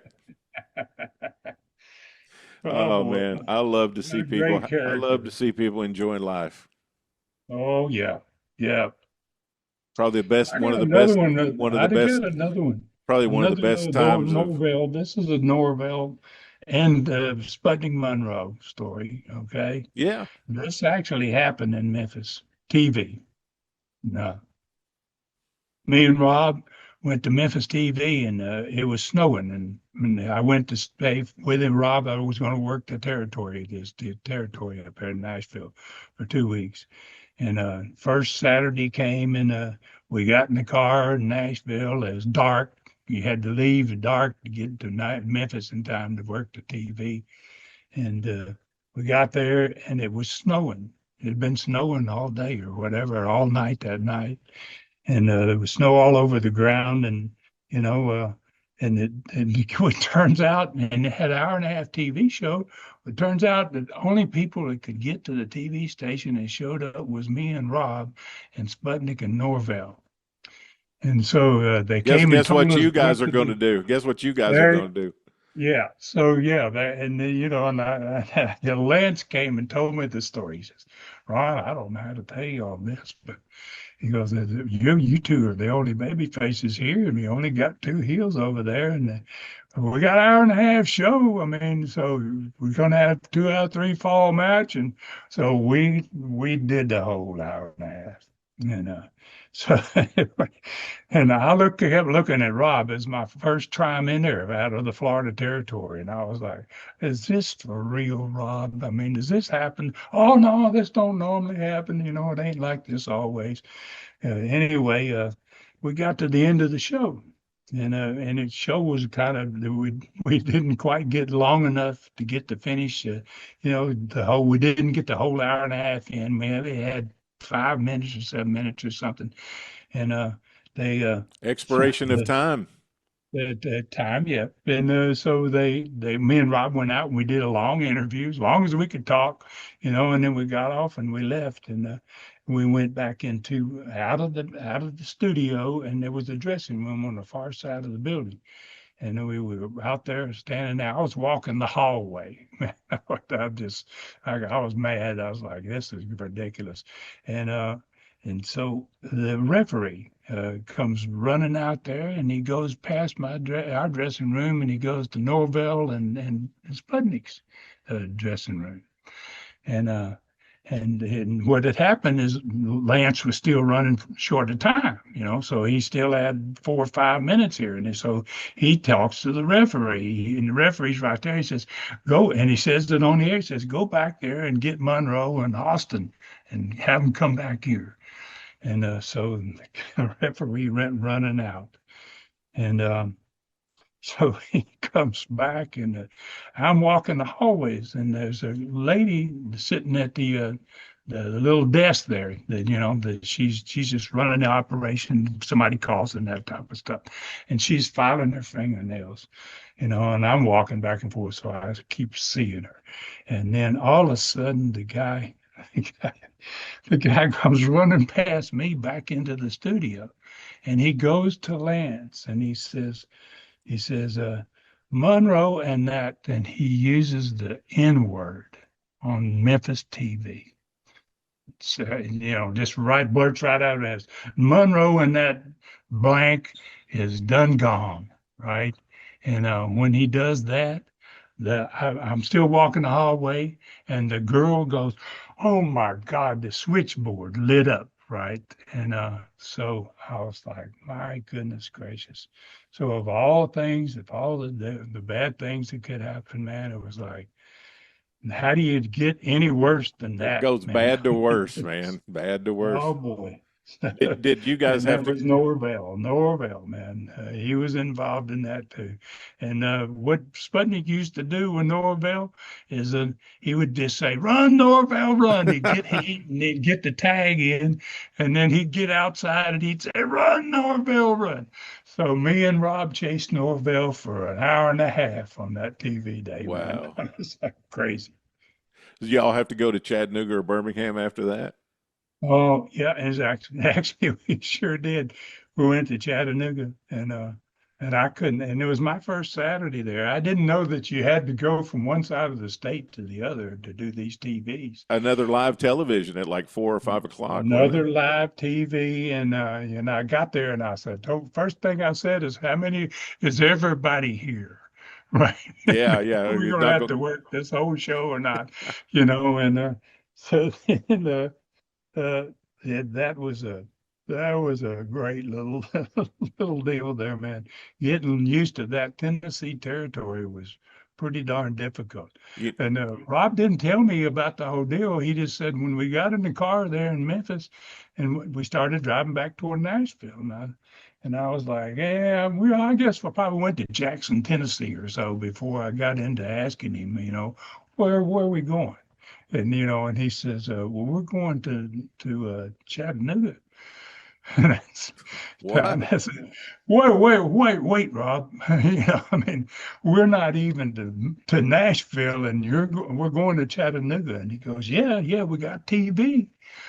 Another TV? I asked him, because I wasn't in Florida, just had one TV. Right. I said, "Another TV?" And he goes, "Yeah. And he says, so we get there and we get dressed and we go in the ring and we come out of the ring, and I say, I'm taking my shoes off, man. And I've already wrestled 2 hours now, right? And I was like, I'm shaking my head, and he says, hurry up. And I said, what? And he says, hurry up. I said, where are we going now, man? And he says, well, if we hurry, we can have dinner before we go to wrestle the house show in Chattanooga here, right? And I said, wait a minute. I said, we've worked 2 TVs and we're about to go work to a house show, right? And he says, yeah. And I was like, that was just normal to him, I was shaking my head, Rob, what's the matter with you, man? Why are you working a territory like this? And he goes, well, we're really lucky. I said, well, how can you be lucky? And he said, we could have Birmingham TV at midnight. That's right. Yeah. Now, speaking of Florida, though, not to get too far off track, but you worked in Tampa on Tuesday night, then you had television Wednesday morning. Then did you go to Miami? Go to Miami. That's a trip. That's a 4-hour. It's a 4-hour trip, and you get out there, you barely got enough time to get you a meal. You want to eat before you get in the car because you ain't going to be able to eat once you get to the matches. Right. So yeah. And then after Miami, you had to get up and go to Jacksonville, didn't you? Oh yeah. Next day you got Jacksonville. Next day you got another trip to Fort Lauderdale or Tallahassee. Another 4 hours, either one. It's 4 hours from Tampa. Did you ever stay over in Jacksonville and go to Tallahassee? Oh yeah. That wasn't too bad, right? it got to where I figured out, and we got to stay, and there was always some heels that would do that. They would stay in Jacksonville and go later in the day, hang out by the pool or whatever. But that wasn't an ideal situation either, that Florida territory. Yeah. That's why I had such great success. I wanted to go back and thank Eddie and thank everybody for what you've done here, because now I can get guys to work for me for a lot less money to keep from having to run up and down the highway like you do in here. Yeah, both of yours were short trips. Yeah. And guys always talk about that, even into today, about how much that is why they love working there, especially Pensacola. I mean, because you had the weather, but both Knoxville, beach, yeah, Knoxville and Pensacola both. I mean, that was just the ideal loop. I mean, you were home, like, well, Dennis was saying, we were on the Midnight Express. We were back in Pensacola in the bar by midnight. So yeah. I think I may well got the name. I bet that was where it was kicked around for sure. Well, listen, you got any other final memories of Dennis? I mean, it's just, he was a great guy. He was a great guy. And he was he was the consummate wrestler. He had the talent. He had the attitude. He had no problems. He was never a problem in any way whatsoever. You never had to worry about him not being there or whatever it was. And I mean, he was the kind of guy that he was going to hold up his end of whatever deal you had, and he expected you to hold up yours. I mean, he was a businessman. And he went on to become part of some of the greatest tag teams. And it was not necessarily the other guys' ability that made that happen. Yeah. Dennis was an absolutely phenomenal tag wrestler. And he taught guys how to do it. And ended up giving back by training guys at the end of his career. He and Dick Murdoch had a thing out in Colorado. They trained some guys, and then Dennis went to work for Vince, training guys. And, just a lot of that old good Southern wrestling knowledge got passed on to some people, Yeah. He was just he was one of the best wrestlers I ever had in my territory. I enjoyed him. I enjoyed the relationship. Well, we just we want to send our best wishes out to his wife Teresa, who has absolutely to go on without Dennis, and appreciate everything Dennis did for the business for sure. And I appreciate you spending a little bit of time with me today. You were so instrumental in Dennis's career, and you were in a lot of guys, but Dennis really pivoted off of the things that he did for you and onto greater success. But he did a lot of good stuff there for you, both in Knoxville with Hickerson and in Pensacola with Randy Rose. And it started off something that would continue on to be one of the greatest tag teams of all time. There you go. In fact, I looked one time here, probably a couple of years ago, I was looking to see how long that name, the Midnight Express, was around. And I think that was probably the longest running name of a tag team in the history of the business. I bet so. Went from 1983 all the way, this was around 2020. There were still Midnight Expresses out there. Well, Dennis and Bobby came back and worked as the Midnight Express in the 2000s, you know? Yeah. So, I mean, it just went on and on and on. Well, thanks for coming and sharing with us today. And you and I are going to be together this summer in Waterloo, Iowa. Your family's going to be inducted into the Tragos Hall of Fame. And Roy Lee. You're going to be inducted too, my man. I am, yes. I am going to be right there with you. Into the Historian Hall of Fame. That's right. We're going to inject a lot of Tennessee and a lot of Kentucky into the Hall of Fame this year. But, there you go. Roy Lee Welch is coming with you, I think. And I want to spend some time with Roy Lee. I got a lot of questions I'd like to ask him. So he's a great guy. I'm looking forward to spending a lot of time with you guys. And then later on this year, we're going to do some Southeastern 1976 together. So we got a lot of good stuff coming up. But thank you, Ron. I appreciate you, man. Well, thank you very much. It's always a pleasure to be with you, man. Well, that's our show today, and I hope you enjoyed that visit with Ron Fuller. I tried to think about people from every aspect of Dennis's contribution to wrestling. Everybody from a young, ambitious promoter who's trying to carry the tradition forward down in Dyersburg, Tennessee, who got a lot of help and a lot of advice from Dennis on his performance and about shows and how to produce them. And I also got Michael St. John, who was a co-worker along with Dennis and was on television and was around him quite a bit. That was quite a rib that was pulled on Michael by Dennis. And then Tim Deals, who's an historian and a fan like myself, who grew up at the same time around the Chattanooga area. I grew up on the other end of the Tennessee territory in the western Kentucky area.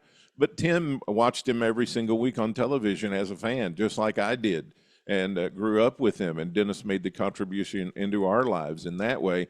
And a promoter in Ron Fuller, who was trying to sell tickets and trying to draw fans into the shows in order to be able to make a living for his family and the family of his performers. And Dennis contributed greatly to that, along with ideas and creative stuff to come up with ways to be more enjoyable and more entertaining for the fans. So I tried to get people who were involved in every aspect of Dennis's career up to going out to Mid-South and to Jim Crockett. And I hope that today's show has been a nice addition to the other shows that are out there who are paying tribute to Loverboy Dennis Condrey. And I hope you get a chance to listen to every single one of them, because they're all talking about the way that they were affected by the great Dennis Condrey. And I am one of those people as well. No sales today, no pushing anything, no hyping. Well, we got plenty of time to do that, and we'll do that on shows coming up. And we just want to end with a thought about gratitude. You know, we have to live every day in the moment and being thankful and grateful that we're alive and that we have another day here on the earth to be with the people that we love and to enjoy the sport and entertainment of pro wrestling that we really enjoy and that we really like. We cannot manage the day. This is something that I try to get across to my clients all the time that I coach. You cannot manage time. There is no way. Time management is a lie. It's a flawed concept. You cannot manage time. You can't grab 15 minutes, throw it in the freezer, and pull it out some other day and have 15 minutes more. You have to manage yourself. It's self-management that's important, not time management. And I say that because the days are going by. We have no control over them. We can only hope to manage ourselves in a way where we can invest the best amount of whatever we have to focus on and do into that day before it's gone. And when a day is gone, it's gone. They're very expensive. There's a limited quantity of them. No one ever knows how many of them exactly that we have. But if you're alive today and you have one, we have to make sure that we make the most out of it and invest ourselves into it the best way that we know how. And we've invested some of ourselves into this show, and you've invested some of your time today into listening to these great perspectives on the life and career of a great performer, Dennis Condrey, in one of the greatest tag teams of all time, the Midnight Express. I appreciate you, and I thank you, and I'm in gratitude for you doing that with us today. Thank you for everything that you do and supporting this show and supporting the things that I do to record territory wrestling history. And I hope that you tell people around you today how much you care about them and how much you love them, because tomorrow is never guaranteed. As I said, no sales, no hype. We'll be back here again next week with another edition of the Pro Wrestling Time Tunnel History Show. Thank you, everybody. So long from the Bluegrass State. And thank you, Dennis Condrey. Thanks for tuning in to the Pro Wrestling Time Tunnel Podcast. Tune in for another great episode next week, interviewing wrestlers, referees, and media personalities that have made the sport of professional wrestling great.